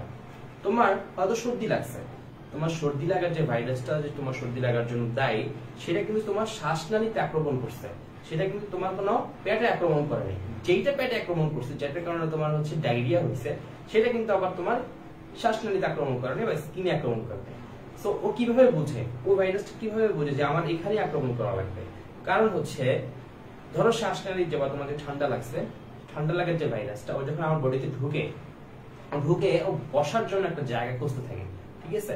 তো বসার জন্য জায়গা খুঁজবে, এখন এই শ্বাসনালীর মধ্যে আমাদের যে ট্রাকিয়া আছে বা এই পুরো অঞ্চলটা আছে, এই অঞ্চলটার মধ্যে অনেকগুলা জায়গায় এই যারা হচ্ছে আমাদের মানে রোগ সৃষ্টি করে ইনফ্লুয়েঞ্জা ভাইরাস বা এরা হচ্ছে তোমার যেখানে যে সিটে বসে এইসব জায়গায় এদের চেয়ার পাতানো থাকে, ঠিক আছে। যে চেয়ার আছে আপনি আইসা বসেন, আইসা রোগ সৃষ্টি করে, ঠিক আছে। এখানে কিছু চেয়ার আছে এদের জন্য। নরমালি আমি চেয়ারটা আমি বলতেছি তোমাদের বোঝানোর জন্য, কিন্তু এই চেয়ারটাকে আমরা নরমালি রিসেপ্টরের সাথে কল্পনা করতে পারি, ঠিক আছে। এখানে কিছু রিসেপ্টর থাকে এদের জন্য। তো যখনই আমাদের বডিতে ঢুকার পরে সাথে সাথে ওই চেয়ার গুলো খুঁজতে থাকে ওরা। চেয়ার যখনই পেয়ে যায় সেখানে যে আরো বসে। তো চেয়ারটা নরমালি ঠান্ডা লাগার যে ভাইরাসটা, ওইটা চেয়ারটা গলায় থাকে বা শ্বাসনালীর মধ্যেই থাকে, ওটা চেয়ারটা কিন্তু পেটের মধ্যে থাকবে না। এই জন্য ও ঢুকে বডিতে আগে চেয়ার খুঁজে এবং সেটা শ্বাসনালীর মধ্যে থাকে, ওরা এখানে গিয়ে তোমার ঠান্ডা লাগার যে প্রসেসটা আছে সেটা শুরু করে দেয়, ঠিক আছে। আচ্ছা, তারপর হচ্ছে তোমার কি, তোমাদের কারো কোশ্চেন থাকলে অবশ্যই তোমরা করতে পারো, ইনশাআল্লাহ আমরা সেগুলো উত্তর দেওয়ার ট্রাই করব। তারপর হচ্ছে ভাইরাসের যে পরজীবিতা, এই রিসেপ্টোসাইটটা তো বুঝলাম যে রিসেপ্টোসাইটটা ওইখানে আক্রমণ করতে পারবে। দেখো এখানে লেখা আছে ঠান্ডা লাগার ভাইরাস, কোল্ড ভাইরাস শ্বাসতন্ত্রের মিউকাস মেমব্রেন কোষকে আক্রমণ করতে পারে, কিন্তু chickenpox virus, chickenpox কোথায় হয়? হাতে হয় বা হচ্ছে পায়ে হয়, স্কিনে হয়। স্কিন পক্স, চিকেন পক্স সেটার মধ্যে শুধুমাত্র ত্বকে আক্রমণ করতে পারবে, এবং পোলিও ভাইরাস হচ্ছে তোমার শ্বাসনালী এবং অন্ত্রের আবরণ কোষকে আক্রমণ করতে পারবে। এখন দেখো ঠান্ডা লাগার ভাইরাস ত্বক কোষকে আক্রমণ করতে পারবে না, কারণ কি? কারণ হচ্ছে এখানে কোনো রিসেপ্টর সাইট নেই, মানে বসার মতো কোনো জায়গা নেই, এজন্য করতে পারতেছে না। আর ফাজ ভাইরাস কেবল ব্যাকটেরিয়ার কোষকে আক্রমণ করে, ফাজ ভাইরাসের মধ্যে টিস্যু ব্যাকটেরিয়া, ইকোলাই ব্যাকটেরিয়া আক্রমণ করে, ঠিক আছে। এগুলো হচ্ছে ইম্পর্টেন্ট, যে কোন ভাইরাস কোথায় কোথায় অ্যাটাক করতেছে, এটা তোমার জেনে রাখাটা ইম্পর্টেন্ট। আচ্ছা, তারপর আসি ইমার্জিং ভাইরাস। ইমার্জিং ভাইরাস নামটা শুনলেই মনে হয় যেন নতুন নতুন কিছু, হ্যাঁ, এটা মানে নতুন নতুনই কিছু। মানে হচ্ছে একটা ভাইরাস তোমার আগে যেই সাবজেক্টকে, আগে যে জিনিসটাকে আক্রমণ করতো ওইটাকে এখন না করে এখন নতুন একটা বৈশিষ্ট্যপূর্ণ মানুষকে বা নতুন একটা জিনিসকে আক্রমণ করতেছে, সেইটাকে আমরা বলেছি ইমার্জিং ভাইরাস। এই ইমার্জিং ভাইরাস দেখো একটা উদাহরণ দিয়ে বলি, এই যে ফ্লু ভাইরাসটা বা ইনফ্লুয়েঞ্জা ভাইরাসটা, এটা নরমালি প্রকৃত অ্যাটাক হইতো আগে হচ্ছে পাখির জাতীয় জিনিসগুলোর মধ্যে আগে ফ্লু ভাইরাস এবং ইনফ্লুয়েঞ্জা ভাইরাসের আক্রমণ ছিল অনেক বেশি। তোমরা অবশ্যই শুনবা ব্লাড ফ্লু হয়েছে, ধরনের রোগগুলো মাঝখানে ছড়াইছে, কিন্তু কিছুদিন পরে পৃথিবীতে যে 21 মিলিয়নের বেশি মানুষ ফ্লুতে মারা গেছে, তখনই বোঝা গেছে যে আগে এক ধরনের পোষক শ্রেণীতে এই ধরনের ভাইরাস আক্রমণ করতো, পরবর্তীতে তারা পোষক চেঞ্জ করে মানুষের মধ্যে চলে আসছে এবং 21 মিলিয়নের বেশি মানুষ মারা গেছে। চিন্তা করা যায় কত ডেঞ্জারাস একটা ভাইরাস। আচ্ছা, তারপরে কি? তারপরে আমরা দেখতে পারি যে এই ভাইরাসগুলো, ইমার্জিং ভাইরাসগুলো কি কি উদাহরণ? এগুলো হচ্ছে HIV, SARS, Nip virus, Ebola. এগুলো অবশ্যই মনে রাখবা নিচের কোনটি ইমার্জিং ভাইরাস, এটা এমসিকিউর জন্য ইম্পর্টেন্ট। এখন আসি কিছু কিছু তোমার হচ্ছে ডেফিনিশনের মধ্যে বা সংজ্ঞার মধ্যে, যেটা একটা হচ্ছে তোমার ভিরিয়ন, একটা হচ্ছে ভিরিওয়েড, একটা হচ্ছে প্রিয়ন্স। এই তিনটা সংজ্ঞা ইম্পর্টেন্ট।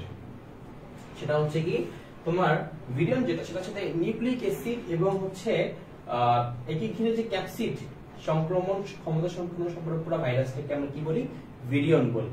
এখন যারা ক্ষমতা বিহীন তাদেরকে আমরা কি বলি? তাদেরকে শুধুমাত্র আমরা বলি নিউক্লিয় ক্যাপসিড। একটা ভিরিয়নে সর্বোচ্চ 200 থেকে 31টা পরিমাণ ক্যাপসোমিয়ার থাকতে পারে। তাহলে একটা নিউক্লিক অ্যাসিড এবং একে ঘিরে যে ক্যাপসিডটা থাকে এবং এরা যদি রোগ করার কোন ক্ষমতা থাকে, পুরো জিনিসটাকে একসাথে আমরা বলি হচ্ছে ভিরয়েড। যদি রোগ ক্ষমতাবিহীন, সংক্রমণ ক্ষমতাবিহীন ভাইরাসকে আমরা বলি হচ্ছে কি? নিউক্লিয় ক্যাপসিড। আর এবার আছে ভিরয়েড কি? ভিরয়েডটা নরমালি হচ্ছে একটা সংক্রামক আরএনএ। এদের কোনো হচ্ছে নরমালি ক্যাপসিড তো থাকবে না, শুধুমাত্র সংক্রামক আরএনএ। এরা হচ্ছে এক সূত্র বা বৃত্তাকার আরএনএ, যার কয়েক শত নিউক্লিওটাইড নিয়ে গঠিত, ক্ষুদ্রতম ভাইরাস থেকেও অনেক ক্ষুদ্রতম। এর একটা তোমরা লাগায় রাখো।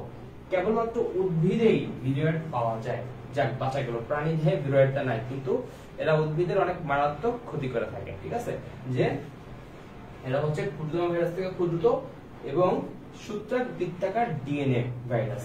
আচ্ছা, এখন এই ভিরয়েড কি করে? নারকেল গাছের ক্যাডাং রোগ তৈরি করতে এরা হচ্ছে দায়ী। নারকেল গাছের একটা পাতা হচ্ছে মাঝে মধ্যে হলুদ হয়ে যায়, এটাকে আমরা বলি হচ্ছে বিজ্ঞানের ভাষায় ক্যাডাং রোগ। নারকেল গাছে হয় এটা, এবং এটা মেইনলি এর জন্য দায়ী হচ্ছে ভিরয়েড। এবার আসি প্রিয়ন্স। প্রিয়ন্সটা কি? তোমরা পরীক্ষায় আসতে পারে প্রিয়ন্স কি? সেটা হচ্ছে সংক্রামক প্রোটিন ফাইব্রিল হলো প্রিয়ন্স, সংক্রামক প্রোটিন ফাইব্রিল। এটা একটা নিউক্লিক অ্যাসিডও নাই, কিন্তু প্রোটিন আবরণ মানুষের কেন্দ্রীয় স্নায়ুতন্ত্রের পুরো অ্যানক্রাচফিল্ড রোগ। এটা একটা সাইকোসিস রোগ, এবং ভেড়া এবং ছাগলের স্কার্পি রোগ, এগুলো নরমালি প্রিয়ন্স দিয়ে হয়। মানে এর হচ্ছে আমি কি বলছিলাম যে নিউক্লিক অ্যাসিড থাকবে এবং হচ্ছে প্রোটিন থাকবে। এদের নরমালি তোমার শুধুমাত্র ক্যাপসিড আবরণটাই থাকে, প্রোটিন আবরণটাই থাকে, ভিতরে কোনো নিউক্লিক অ্যাসিড থাকে না। দেখো নিউক্লিক অ্যাসিড বিহীন প্রোটিন আবরণ যারা মানুষের হচ্ছে পুরু এন্ড ক্রাচফিল একটা সাইকোসিস রোগ তৈরি করে, আর একটা হচ্ছে তোমার কি ভেড়া এবং ছাগলের স্কার্পি রোগ তৈরি করতে পারে। ঠিক আছে, নাহিদুজ্জামান, আসসালামু আলাইকুম ওয়া রাহমাতুল্লাহ। ওয়া আলাইকুম আসসালাম। তারপর হচ্ছে দেখো ম্যাড কাউ রোগ সৃষ্টি করার জন্য প্রিয়নের সম্পৃক্ততা পাওয়া যায়, এই লাইনটা ইম্পর্টেন্ট। তারপর আছে যে টোবাকো মোজাইক ভাইরাস। এটা কি? এটা হচ্ছে তোমার এটা আমাদের যে টোবাকো গাছ থাকে, এই টোবাকো মোজাইক ভাইরাসটা হচ্ছে এই টোবাকো গাছের মধ্যে অ্যাটাক করে। এর নরমালি হচ্ছে অনেক 17 গুণ প্রস্থের, এর দরকার নেই এগুলা আমাদের এখান থেকে, এগুলা কিছু দরকার নেই, জাস্ট দাগানো যে জিনিসগুলো দরকার সেই জিনিসগুলো তোমরা লিখে রাখো, যে এটা নরমালি 2100 থেকে 2200টি ক্যাপসোমিয়ার দিয়ে তৈরি এবং 158টা অ্যামাইনো অ্যাসিড থাকে এটা তৈরি করতে, এবং এটা হচ্ছে 1 সূত্রক আরএনএ কোড। এগুলো ইম্পর্টেন্ট না, ফাজ কি এগুলো বেশি ইম্পর্টেন্ট না। ঠিক আছে, এখানে আসি এবার টি2 ব্যাকটেরিওফেজ। এই যে জিনিসটা, এই জিনিসটা তোমাদেরকে বলছিলাম যে আলোচনা করবো, সেটা কি? দেখো আমি বলছিলাম একটার মধ্যে যে ব্যাঙ্গাচি আকৃতির একটা ভাইরাস থাকে, নাম হচ্ছে টি2 ভাইরাস। দেখো নরমালি এটা কিন্তু ব্যাঙ্গাচি আকৃতি। এদের একটা হচ্ছে নরমালি তোমার কি থাকে, মাথা পোরশন থাকে, এটা কেমন বলি হেড পোরশন, আর একটা পোরশন থাকে হচ্ছে লেজের দিক দিয়ে, এটাকে আমরা বলি টেইল পোরশন। এই মাথার পোরশনটার মধ্যে ভিতরের দিকে দ্বিসূত্রক ডিএনএ থাকে। ঠিক আছে, দ্বিসূত্রক ডিএনএ। এই মেইনলি ডিএনএটাই হচ্ছে ওর ওজনের 50%, এটাই ওর মেইন জিনিস। আর কি নিচে স্পাইক গুলো দেখতেছো, এটা দিয়ে হচ্ছে মানব ওই তোমার যে ব্যাকটেরিয়াটা আর কি ব্যাকটেরিয়ার মধ্যে অ্যাটাচ হয়।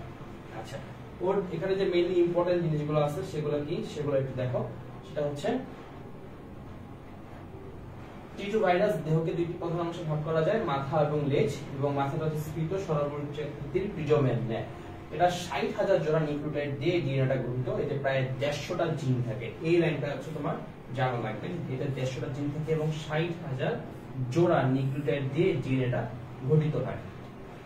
এখান থেকে যে লাইনটা ইম্পর্টেন্ট সেটা হচ্ছে লাগাই দিছি ভাই, আর বেশি কিছু এখান থেকে লাগবে না। এবার আসি যে এই ভাইরাসটা মাত্র যে বললাম কিছুক্ষণ আগে যে ভাইরাসটা তোমার দেহে ঢুকছে একটা, কিন্তু তোমার দেহে ঢুকে হয়ে গেল 100টা। এই যে রেপ্লিকেশন করছে বা মাল্টিপ্লিকেশন করছে, এটা কিভাবে করে ওরা? এখন আমরা টিটু ফাজ ব্যাকটেরিয়াটি আমরা তোমাদের এখানে দেখাই দিই, সেটা হচ্ছে কিভাবে করতেছে। প্রথমে দেখো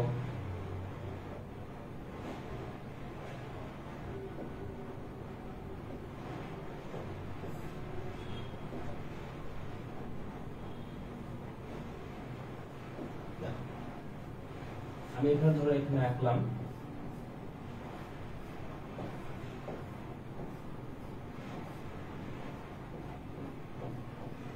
এটা একটা টিটু ভাইরাস। ও কি করবে? ও হচ্ছে একটা ব্যাকটেরিয়া, ঠিক আছে? এটা হচ্ছে তোমার ব্যাকটেরিয়া, এটা ধরো একটা ব্যাকটেরিয়া। ও হচ্ছে এখানে আসবে। প্রথমে এখানে কি থাকে আমি বলছিলাম, যার জন্য জায়গা থাকে সিট থাকে, এখানে রিসেপ্টর থাকে, সে এখানে বসবে। ঠিক আছে, এখানে এসে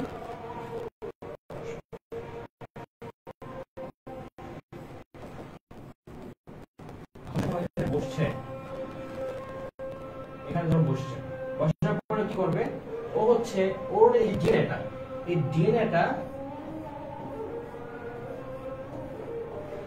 ডিএনএটা হচ্ছে ব্যাকটেরিয়ার মধ্যে ঢুকাই দেবে। ঠিক আছে, কিভাবে? স্পাইকটা তো ছিদ্র করবে সে করে, তারপর হচ্ছে এর মধ্যে সে ঢুকাই দিবে। ঠিক আছে, ঢুকাই দেওয়ার পরে কি হবে? এরপর বাকি কাহিনী এখান থেকে শুরু হবে। আবার ঢুকাই দেওয়ার পরে নরমালি এই যে ব্যাকটেরিয়াল যে ডিএনএটা আছে আর এই যে ভাইরাল ডিএনএ, দুইটা এখন একসাথে ওটার মধ্যে আছে। ওর কিছু কিছু ক্ষমতা আছে যেটার কারণে ব্যাকটেরিয়াল ডিএনএ ড্যামেজ করে ফেলবে, পুরোটা ড্যামেজ হয়ে যাবে। ড্যামেজ হয়ে গেলে তখন এই ব্যাকটেরিয়ার যে শুধুমাত্র ভাইরাল ডিএনএটাই থাকবে। ভাইরাল ডিএনএটা কি করবে?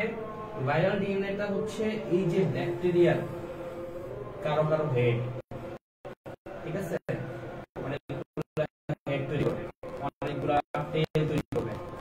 ঠিক আছে, এরকম অনেকগুলো হেড তৈরি করবে, অনেকগুলো টেল তৈরি করবে। এটা করার পর পরবর্তী ধাপ কি হচ্ছে? এটা ফাটায় দেবে, এটা ফাটায় নতুন নতুন পুনরাবৃত্তি সম্পূর্ণ যে ভাইরাসটা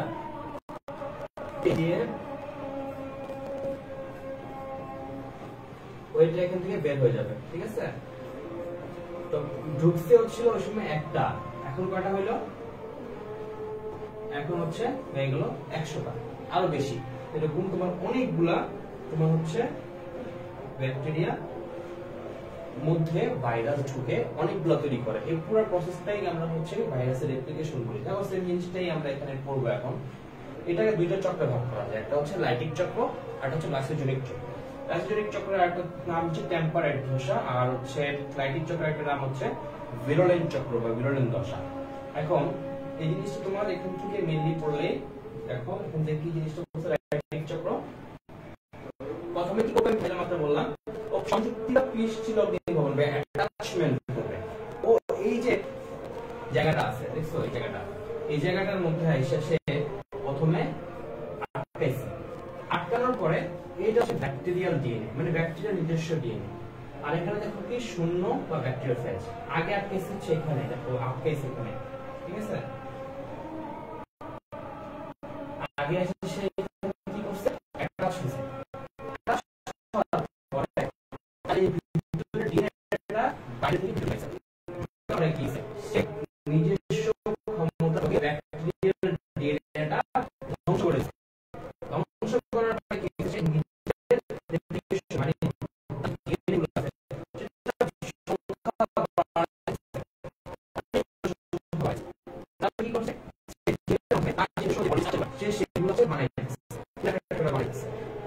যে কি করলো সে একটা টাইমে ব্যাকটেরিয়ার কোষটা হচ্ছে ভেঙে ফেললো, লাইসিস করে ফেললো এবং তারা এখান থেকে নতুন আরো অনেকগুলো মাল্টিপ্লিকেশন করে সেম ধরনের তোমার ভাইরাস বের হয়ে গেল। এই যে প্রসেসটা এটাকে আমরা কয়েকটা ভাগে ভাগ করতে পারি। একটা হচ্ছে কি তোমার অ্যাটাচমেন্ট বা ল্যান্ডিং বা সংযুক্তি ভবন বা পৃষ্ঠলগ্নি ভবন। এটা হচ্ছে তোমার কি প্রথমে এশিয়া কোলাই রিসেপ্টর সাইটে আসবে এবং রিসেপ্টর সাইটের প্রোটিনের সাথে তোমার রাসায়নিক বিক্রিয়া করে এবং দৃঢ়ভাবে আটকাবে। তারপর 2 নম্বর ইয়েতে কি হইছে ফাজ ডিএনএ অনুপ্রবেশ বা পেনিট্রেশন। এই যে দেখো ফাজ ডিএনএ এখানে কিন্তু ডিএনএ ছিল, এখানে কিন্তু নাই। কারণ কি ফাজ ডিএনএটা ভিতরে ঢুকাই দিয়েছে। ওর মেইন কাজটাই হচ্ছে এখানে পেনিট্রেশন করে ডিএনএটা ব্যাকটেরিয়ার গায়ে ভিতরে ঢুকায় দেওয়া। তারপরে কি করছে উনলিপন বা রেপ্লিকেশন। এই দেখো একটা ঢুকাইছিল কিন্তু হইলো কয়টা, হইলো হচ্ছে 4টা 5টা হয়ে গেল এবং একটা টাইমে সে এটা থেকে আরো অনেকগুলো তৈরি করবে। তারপরে কি করছে পুনর্নির্মাণের পরে বিভিন্ন দেহ অংশ একত্রিত হবে অ্যাসেম্বল, তার অনেকগুলো জিনিস তৈরি করে এবং তৈরি করার পর লাস্টে কি করছে নতুন ভাইরাস মুক্তি বা রিলিজ। দেখো এখানে নতুন নতুন যে ভাইরাসগুলো যেগুলো আছে সেগুলো তৈরি হয়েছে এবং সেগুলো বের হয়ে গেছে। তাহলে তোমাদের যখন কোশ্চেন আসবে লাইটিক চক্র, এই লাইটিক চক্র থেকে তোমরা কিভাবে পড়বা? যে লাইটিক চক্র প্রথম হচ্ছে আমার একটা ভাইরাস কিভাবে একটা ব্যাকটেরিয়ার দেহে ঢুকে আক্রমণ করে সেখান থেকে সে আরো অনেকগুলা ভাইরাস তৈরি করে, এই জিনিসটি আমরা লাইটিক চক্র বলি। ঠিক আছে, ভাইরাসের রেপ্লিকেশন। এখন এটা তোমার কয়েকটা ভাগে ভাগ করে তুমি পরীক্ষা হলে লেখো, যে পরীক্ষা অনেক মার্কস পাবা। একটা হচ্ছে তোমার সংযুক্তি বা পৃষ্ঠলগ্নি ভবন, একটা হচ্ছে অ্যাটাচমেন্ট। প্রথমে তোমার ভাইরাসটা আসলো, ব্যাকটেরিয়ার গায়ে লাগলো, তারপরে কি করছে পেনিট্রেশন করছে, মানে ভাইরাসের যে ডিএনএটা আছে সেটা তোমার ব্যাকটেরিয়ার ডিএনএ এর মধ্যে তুমি ওখানে ঢুকাই দিছে। তারপরে কি করছে ওই যে ডিএনএটা আছে সেই ডিএনএটা কি করছে একটা না অনেকগুলা সে তৈরি করলো এবং ব্যাকটেরিয়াল ডিএনএটাও ধ্বংস করে ফেললো এবং ওই ডিএনএ গুলো থেকে তার যে বডি স্ট্রাকচার, তার মাথা লাগবে, হেড লাগবে, টেইল লাগবে, আর অনেকগুলো ডিএনএ লাগবে, সেগুলো সে তৈরি করলো। করার পর লাস্টে কি করলো রিলিজ বা হচ্ছে অনেক নতুনগুলো ভাইরাসে বের হয়ে গেল। বিভিন্ন দেহ অংশ একত্রিত হওয়া এবং হচ্ছে লাস্টে কি নতুন ভাইরাসের মুক্তি। আচ্ছা, তো তোমার এই পুরো জিনিসটা তুমি একবার জাস্ট পয়েন্ট করে যদি লেখো পরীক্ষার হলে, অল্প একটু নাম দিয়ে এবং একটা ছবি এঁকে দাও এবং তুমি এখানে অনেক ভালো একটা নাম্বার ক্যারি করতে পারবে ইনশাআল্লাহ। ঠিক আছে, অবশ্যই তুমি ছবিটা পরীক্ষার হলে দেওয়ার ট্রাই করবে, যে এই ছবিটা। ঠিক আছে, এই ছবিটা অবশ্যই পরীক্ষার হলে দেওয়ার ট্রাই করবা। আচ্ছা, তারপর দেখো এখানে একটা ইম্পর্টেন্ট জিনিস আছে, সেটা হচ্ছে লাইটিক চক্রের মাধ্যমে 30 মিনিটে প্রায় 300টি নতুন ফাজ বা ভাইরাস তৈরি হতে পারে। আধা ঘন্টার মধ্যে 300টার মতো তৈরি হতে পারে। তাহলে বুঝো কতগুলো তৈরি হয়। এখন এখানে একটা নাম আছে ইক্লিপস কাল। এইটা কি সেটা হচ্ছে একটা ভাইরাস যখন আমার ব্যাকটেরিয়ার মধ্যে ঢুকে একদম নতুন ভাইরাস সৃষ্টি হওয়া পর্যন্ত এই যে 30 মিনিট সময়টা, এটাকে আমরা বলি ইক্লিপস কাল। ঠিক আছে, এই ইক্লিপস কালটা তোমার এমসিকিউ এর জন্য ইম্পর্টেন্ট। বা ইক্লিপস কালটা কি? এবার আসি লাইসোজেনিক চক্র। লাইসোজেনিক চক্রটা কি? তোমার নরমালি তোমাকে একটু আগে যে জিনিসটা বললাম যে ভাইরাস ঢুকে তোমার ব্যাকটেরিয়ার মধ্যে ঢুকে ব্যাকটেরিয়াল ডিএনএটা ধ্বংস করে ফেলে। এখানে কি করে? এখানে ব্যাকটেরিয়াল ডিএনএ ধ্বংস করে না, ওরা কি করে ব্যাকটেরিয়ার ডিএনএ এর সাথে এক ধরনের একটা অ্যাটাচমেন্টে যায়। যদি এটা হয় ব্যাকটেরিয়াল ডিএনএ আর এটা হয় ভাইরাল ডিএনএ, ওরা এটা মিলে কি করে এটা তৈরি করে। মানে কিছু পরিমাণ ব্যাকটেরিয়ারও থাকে, কিছু পরিমাণ ভাইরাসেরও থাকে, কিছু পরিমাণ ব্যাকটেরিয়ার থাকে, কিছু পরিমাণ ভাইরাসেরও থাকে। সো এইটাকে ওরা লাইসোজেনিক চক্র হিসেবে বলে। এটার প্রসেসটাও সেম। এটা তোমাদের পরীক্ষার জন্য একটু কম ইম্পর্টেন্ট, লাইটিক চক্রটাই বেশি ইম্পর্টেন্ট, কিন্তু এটাও গুরুত্ব দিয়ে পড়তে হবে তোমাদের এমসিকিউর জন্য। ঠিক আছে, যে এখানে প্রথমে কি হয় পোষক ব্যাকটেরিয়ার সংযুক্তি এবং ফাজ ডিএনএ প্রবেশ করে, ব্যাকটেরিয়ার ডিএনএ এর সঙ্গে ভাইরাস ডিএনএ এর যে সংযুক্তি হয় সেই সংযুক্তিটা হয় এবং লাস্টে কি হয় এখান থেকে রিলিজ হয়ে যায়। এই দেখো এখান থেকে মুক্ত ভাইরাস জিনোম এবং লাস্ট লাইসিস হয় ভেঙে ব্যাকটেরিয়ার কোষটা এখান থেকে রিলিজ হয়ে যায়। তোমরা জাস্ট ছবিটা ভালো করে মনে রাখবা। ছবিটা যদি আইকা তোমরা হচ্ছে মেইন পয়েন্টগুলো দিয়ে দাও তাহলে তোমরা অনেক ভালো একটা নাম্বার পাবে ইনশাআল্লাহ। তারপরে কি এখান থেকে তোমার এখানে ইম্পর্টেন্ট কিছু নাই। এই যে লাইটিক চক্র এবং লাইসোজেনিক চক্র যে পার্থক্যটা, এই পার্থক্যটার মধ্যে ভাইয়া যে লাইনগুলো লাগাই দিছি সেই লাইনগুলো তোমাদের পড়লে হবে। আর দেখো গঠনগত কি, ব্যাকটেরিয়া প্রবেশ করার পরে সংখ্যা বৃদ্ধি করে ব্যাকটেরিয়াল কোষের সাথে বিদারণ ঘটিয়ে থাকে, কিন্তু এটা কিন্তু ডিএনএ অণুটি ব্যাকটেরিয়াল ডিএনএ অণুর সাথে যুক্ত হয়, একত্রিত হয় এবং অনুলিপি গঠন করে। এখানে কিন্তু ব্যাকটেরিয়াল ডিএনএটা ইউজ হয় না, এখানে ব্যাকটেরিয়াল ডিএনএ ইউজ হয়। এবং বিভিন্ন সিরিজ টি সিরিজ যুক্ত ফাজে লাইটিক চক্র দেখা যায়, আর হচ্ছে ল্যামডা সিরিজ যুক্ত ফাজে লাইসোজেনিক চক্র দেখা যায়। এটা মনে রাখবা, ওরা দুই রকম, একটা হচ্ছে টি সিরিজ যুক্ত, একটা হচ্ছে ল্যামডা সিরিজ যুক্ত। যারা টি সিরিজ যুক্ত তারা তোমার লাইটিক চক্র সম্পন্ন করে, আর যারা ল্যামডা সিরিজ যুক্ত তারা তোমার লাইসোজেনিক মানে তোমার লাইসোজেনিক চক্র সম্পন্ন করে। লাইসোজেনিক চক্রটার মধ্যে কি হয়, ব্যাকটেরিয়াল ডিএনএটা আর ভাইরাল ডিএনএটা দুজনে মিলে সংযুক্তি হয়ে তারপর হচ্ছে তোমার রেপ্লিকেশন করে, শেষে তোমার ভাইরাল ডিএনএটা আলাদা হয়ে যায় তোমার ব্যাকটেরিয়াল ডিএনএ থেকে।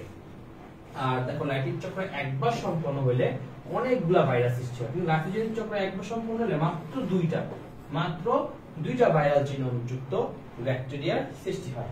ঠিক আছে, তারপরে তোমার কি দেখো প্রোফাজ গঠন হয় না, কিন্তু এখানে গঠিত হয়, এগুলো তোমাদের ইম্পর্টেন্ট। এবার আসি ভাইরাসের অর্থনৈতিক গুরুত্ব। এবার আসি ভাইরাস আমাদের কি ক্ষতি করে আর কি উপকার করে। ভাইরাস মেইনলি আমাদের উপকার মানে উপকারের থেকে ক্ষতি বেশি করে। ঠিক আছে, আমাদের যত ধরনের মাত্র বললাম না যে 3000-এর অধিক বেশি ভাইরাস আবিষ্কৃত হয়েছে, এরা বেশিরভাগ ক্ষেত্রেই আমাদের ক্ষতির কারণ, মেইনলি অনেকগুলো রোগ করে। ভাইরাস তো মধ্যে বসন্ত করে, পক্স যেটাকে আমরা বলি, হাম করে, পোলিও করে, জলাতঙ্ক করে, ডেঙ্গু করে, চিকনগুনিয়া করে। মাঝখানে কয়েকদিন আগে ডেঙ্গুর খুব প্রকোপ গেছে না, এর মেইন কারণ কি? এর মেইন কারণ সবাই বলতেছেন যে ডেঙ্গু মশা, কিন্তু মশাটার ভিতরে যে আরেকটা শয়তান লুকায় ছিল সেটা কি? সেটা হচ্ছে ডেঙ্গু ভাইরাস। ঠিক আছে, ওই শয়তানটার জন্যই মেইনলি হচ্ছে আমাদের ডেঙ্গু জ্বর হয়েছে। মশা তো জাস্ট ক্যারিয়ার, মশা জাস্ট ওই জিনিসটাকে এক জায়গা থেকে আরেক জায়গায় নিয়ে গেছে। ঠিক আছে, আচ্ছা তারপর কি তোমার এখানে ভাইরাসের অপকারিতা প্রথমে যদি আসি আমি, সেটা হচ্ছে দেখো বিভিন্ন উদ্ভিদের যে অনেকগুলো রোগ সৃষ্টি করতে পারে। সিমের মোজাইক রোগ, আলুর লিফ রোগ এবং পেঁপের লিফ কার্ল এবং ক্লোরোসিস ধানের টুঙ্গু রোগ থেকে 300টার মতো উদ্ভিদ রোগ ভাইরাস দ্বারা হতে পারে। ঠিক আছে, 300টার অধিক ভাইরাস হচ্ছে কি রোগ ভাইরাস দ্বারা হতে থাকে। এবং গরুর বসন্ত রোগ, গরু ভেড়াল ছাগলের ফুট এন্ড মাউথ রোগ, যেটা আমি বলছিলাম যে ফুট এন্ড মাউথ রোগ এবং স্কার্পি রোগ হতে পারে। ঠিক আছে, এবং দেখো কুকুর এবং বিড়ালের হাইড্রোফোবিয়া বা জলাতঙ্ক রোগ হতে পারে। কুকুর বা বিড়াল কামড় দিলে আমাদের মানুষের হচ্ছে এক ধরনের রোগ হয়, যেটাকে আমরা র্যাবিস বলি। র্যাবিস ভাইরাসের কারণে এটা যে রোগটা হয় সেটা হচ্ছে জলাতঙ্ক রোগ বা হাইড্রোফোবিয়া।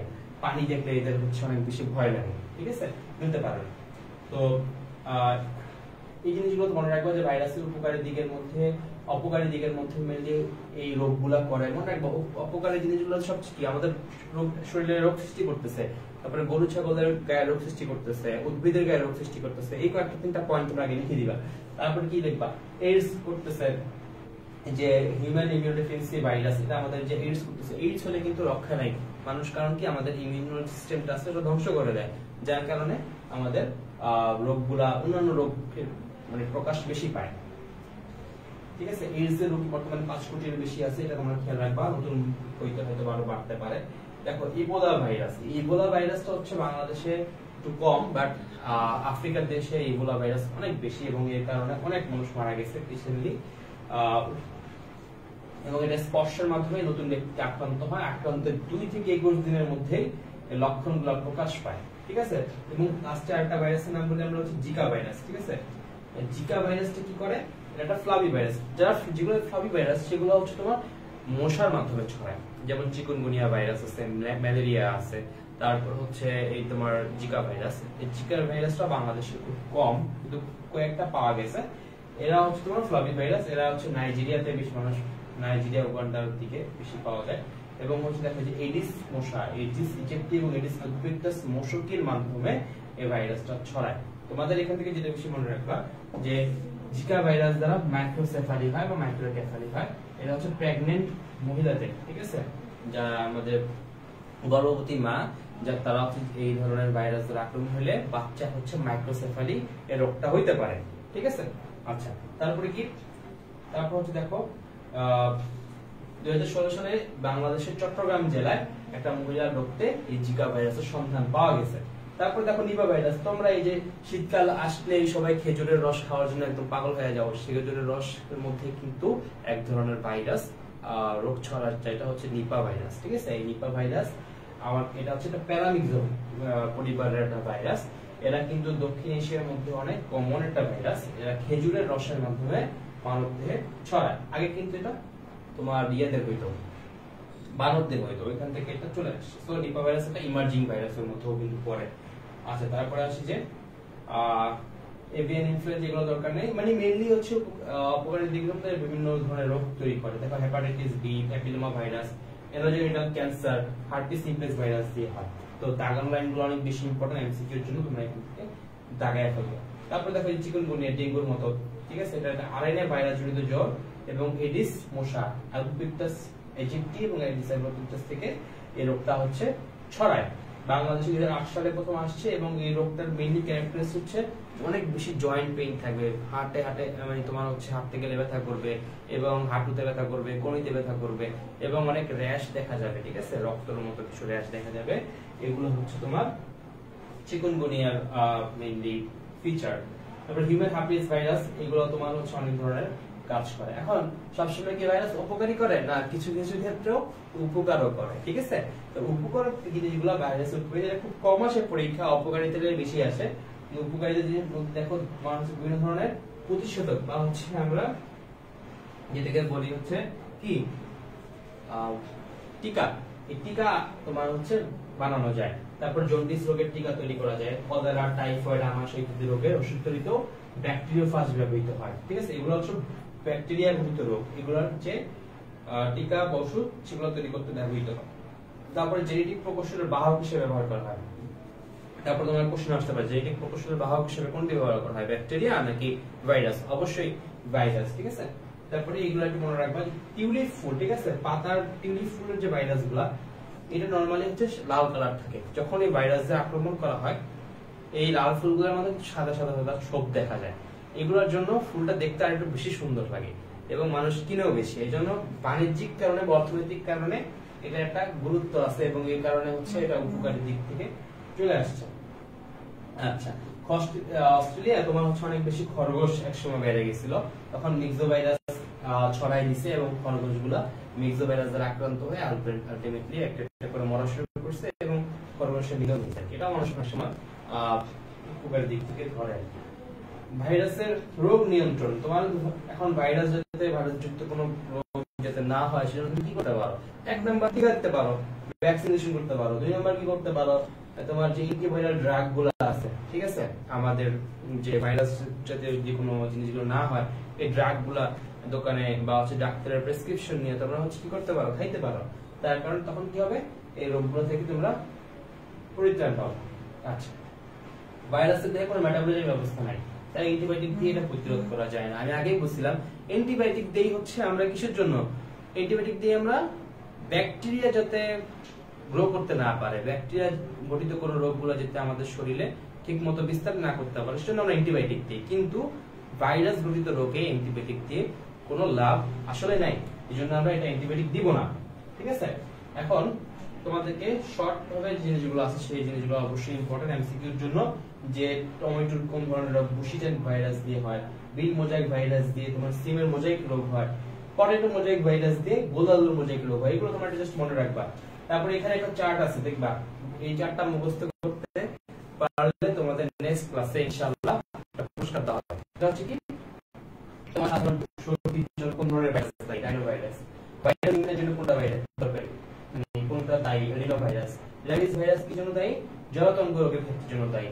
এই প্রত্যেকটা রোগের ক্ষেত্রে কোন ধরনের ভাইরাস দায়ী এটা তোমাদের অবশ্যই মনে রাখলে অনেক বেনিফিটেড হবে এবং এমসিকিউ তো অনেক ইম্পর্টেন্ট মনে হয় আমার কাছে। এবার আসি যে কয়েকটা রোগের বিস্তারিত আলোচনা আমরা আজকে করি, সেটা হচ্ছে 1 নাম্বার ভাইরাস ঘটিত রোগের মধ্যে ভাইরাল হেপাটাইটিস। ঠিক আছে, হেপাটাইটিস অনেক কিছু শুনবা, হেপাটাইটিস রোগ হয়। হেপাটাইটিস রোগ আসলে কি দিয়ে হয়? ভাইরাস দিয়ে হয়। হেপাটাইটিস অনেক ধরনের হয়, 5 রকমের হেপাটাইটিস আছে। Hepatitis A virus, B virus, C virus, D virus এবং ই ভাইরাস। এর মধ্যে ডেঞ্জারাস হচ্ছে hepatitis C virus. Hepatitis B virus হচ্ছে কমন ভাইরাস, কিন্তু সিটা হইলে সবচেয়ে বেশি খারাপ। কারণ কি? সি ভাইরাসের কোনো ভ্যাকসিন, ঠিক আছে, হেপাটাইটিস বি বি এরও ভ্যাকসিন আছে, হেপাটাইটিস এরও ভ্যাকসিন আছে, হেপাটাইটিস সি এর কোনো ভ্যাকসিন নেই, যার কারণে হইলে সমস্যা। কিন্তু সবচেয়ে মানুষের সচরাচর হয় hepatitis B virus. Hepatitis A আর ই এই দুটো ভাইরাস হচ্ছে তোমার পানির মাধ্যমে ছড়ায়, ঠিক আছে। আর হেপাটাইটিস বি এটা তোমার হচ্ছে সেক্সুয়াল কন্টাক্টের মাধ্যমে ছড়ায়, তারপরে সামনের ইয়ার মাধ্যমে ছড়ায়, হাঁচি-কাশির মাধ্যমে ছড়ায় পারে। আচ্ছা দেখো, ভাইরাল হেপাটাইটিস নরমালি কি লিভারের প্রদাহকে আমরা কি বলি? হেপাটাইটিস বলি। ভাইরাস দ্বারা আক্রান্ত হয়ে যদি লিভার প্রদাহ হয় সেই ক্ষেত্রে আমরা এটাকে ভাইরাল হেপাটাইটিস বলতে পারি। 85% ক্ষেত্রে ভাইরাল লিভারের স্থায়ী আক্রমণ গড়ে তোলে। এর মূল কারণ হচ্ছে হেপাটাইটিস রোগের মূল কারণ হেপাটাইটিস বি ভাইরাস। এছাড়া হেপাটাইটিস এ, সি এগুলো দ্বারাও হইতে পারে। এবং হেপাটাইটিস সি আমি বলছিলাম সবচেয়ে ঝামেলাপূর্ণ ভাইরাস, হইলে সমস্যা। কারণ কি? এর কোনো ভ্যাকসিন নেই, যাকে তুষের আগুন বা নীরব ঘাতক বলা হয়। এটা হইলে বহুত ঝামেলা, কারণ ভ্যাকসিন নেই, ঠিক আছে। এবং সুচিকিৎসার অভাবে অধিকাংশ মানুষ মারা যায়। এবং হেপাটাইটিস ডি এবং ই ধারাও লিভার প্রদাহ হয়ে থাকে। মাত্র বললাম 5 ধরনের হয়, ঠিক আছে হেপাটাইটিস। আচ্ছা, অধিকাংশ ক্ষেত্রে হেপাটাইটিস বি ভাইরাস দ্বারা আক্রমণ ঘটে। মাত্র সবচেয়ে কমন হচ্ছে কি? Hepatitis B. আচ্ছা, সি ভাইরাস অবশ্য হেপাটাইটিস বি অপেক্ষা অধিক মারাত্মক। দেখছো এই কথাটা এখানে ভাই বলছিলাম আগে, হেপাটাইটিস সি একটু বেশি মারাত্মক। তারপর হেপাটাইটিস বি ভাইরাস তোমার কি? একটা ডিএনএ ভাইরাস, ঠিক আছে। এটা দ্বিসূত্রক বৃত্তাকার ভাইরাস। আমি আগে বলছিলাম যে টিটু ভ্যারিলা হতে ফ্রান্সে এলো। ওই হতের মধ্যে কি ছিল? হার্পিস সিম্পলেক্স ভাইরাস ছিল আর হেপাটাইটিস বি ভাইরাস ছিল, মানে ডিএনএ ভাইরাস, ঠিক আছে। এটা একটা দ্বিসূত্রক বা হচ্ছে ডাবল স্ট্যান্ডার্ড ভাইরাস, আর এটা বৃত্তাকার ভাইরাস, ঠিক আছে। এখন এই ভাইরাসটা কিভাবে ছড়ায়? মাত্র বললাম হেপাটাইটিস এ আর ই ছড়ায় কিসের মাধ্যমে? খাওয়ার পানির মাধ্যমে ছড়াইতে পারে বা হচ্ছে ফুডের মাধ্যমে ছড়াইতে পারে। আর বিটা কিভাবে ছড়ায়? বিটা ছড়ায় আক্রান্ত মায়ের দুধ পানের মাধ্যমে শিশু আক্রান্ত হতে পারে। মানে যারা আমাদের প্রেগন্যান্ট লেডি, তাদের হচ্ছে বাচ্চা হওয়ার পরে তার যদি হেপাটাইটিস বি থাকে, তার দুধ পানের মাধ্যমে তার বাচ্চারও হেপাটাইটিস বি আক্রান্ত হতে পারে, ঠিক আছে। তারপরে কি? আক্রান্ত ব্যক্তির ইনজেকশনের সিরিঞ্জের মাধ্যমে সুস্থ ব্যক্তির দেহে এই ভাইরাস প্রবেশ করতে পারে। মানে যার হেপাটাইটিস বি ছিল তাকে যে সিরিঞ্জে তোমার ট্রিটমেন্ট করা হচ্ছে, এই ট্রিটমেন্টটা যদি ইম্প্রপার ওয়েতে আপনার সুস্থ মানুষের গায়ে যদি সিরিঞ্জটা ঢুকে, সেক্ষেত্রে তোমার হেপাটাইটিস বি হওয়ার চান্স আছে। তারপরে কি? অনিরাপদ জড়িবুলের মাধ্যমে ভাইরাস সংক্রমিত হতে পারে, সেক্সুয়াল কন্টাক্টের মাধ্যমে। আচ্ছা, তারপরে কি? তোমার hepatitis A, B, C, D এটা পার্থক্য দেওয়া আছে। মানে এখান থেকে তোমার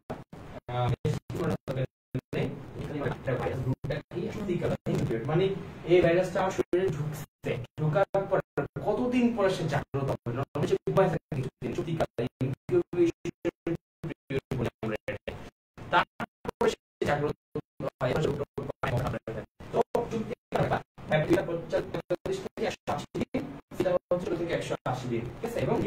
শুধুমাত্র হেপাটাইটিস বি ভাইরাসটাই ডিএনএ ভাইরাস, আর সবগুলা হচ্ছে আরএনএ ভাইরাস। সবগুলা কি?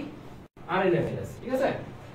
আচ্ছা, এই হেপাটাইটিস ডি টা হচ্ছে অসম্পূর্ণ ভাইরাস, কারণ হচ্ছে এরা হেপাটাইটিস বি এর সাহায্য ছাড়া এরা কোনো কাজ করতে পারে না, এজন্য এটাকে অসম্পূর্ণ ভাইরাস বলি আমরা, ঠিক আছে।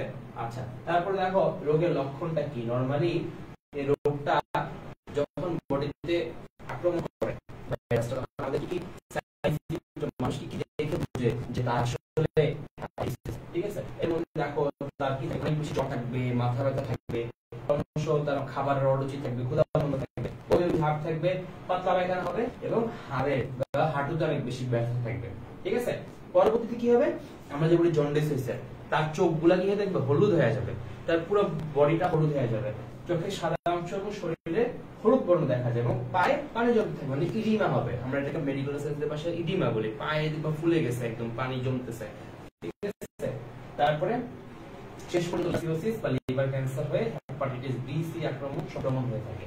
এখন নরমালি তুমি এই যে সাইন সিম্পটম এগুলো দেখতে তুমি ডাক্তারের কাছে চলে যাওয়া, ঠিক আছে। এই সাইন সিম্পটম গুলো হওয়ার আগে যাতে রোগটা পুরোপুরি বডিতে বিস্তার করতে না পারে, ঠিক আছে। তারপরে কি? তোমার ডাক্তার তখন তোমাকে আসলে তোমার হেপাটাইটিস হয়েছে কিনা হওয়ার জন্য একটা পরীক্ষা দিবে, টেস্ট দিবে, সেটা না বলে হচ্ছে এইচবি সারফেস অ্যান্টিজেন পরীক্ষা করতে দিবে, ঠিক আছে। তখন ডাক্তার যখন পরীক্ষা করতে দিবে, এই জন্য তোমার বডি থেকে কিছু ব্লাড নিবে। ব্লাড নিয়ে ডাক্তার যারা প্যাথোলজিস্ট আছে তারা তোমার দেখবে আসলে কি ব্লাডের মধ্যে হেপাটাইটিস বি ভাইরাসের কোনো অ্যান্টিজেন আছে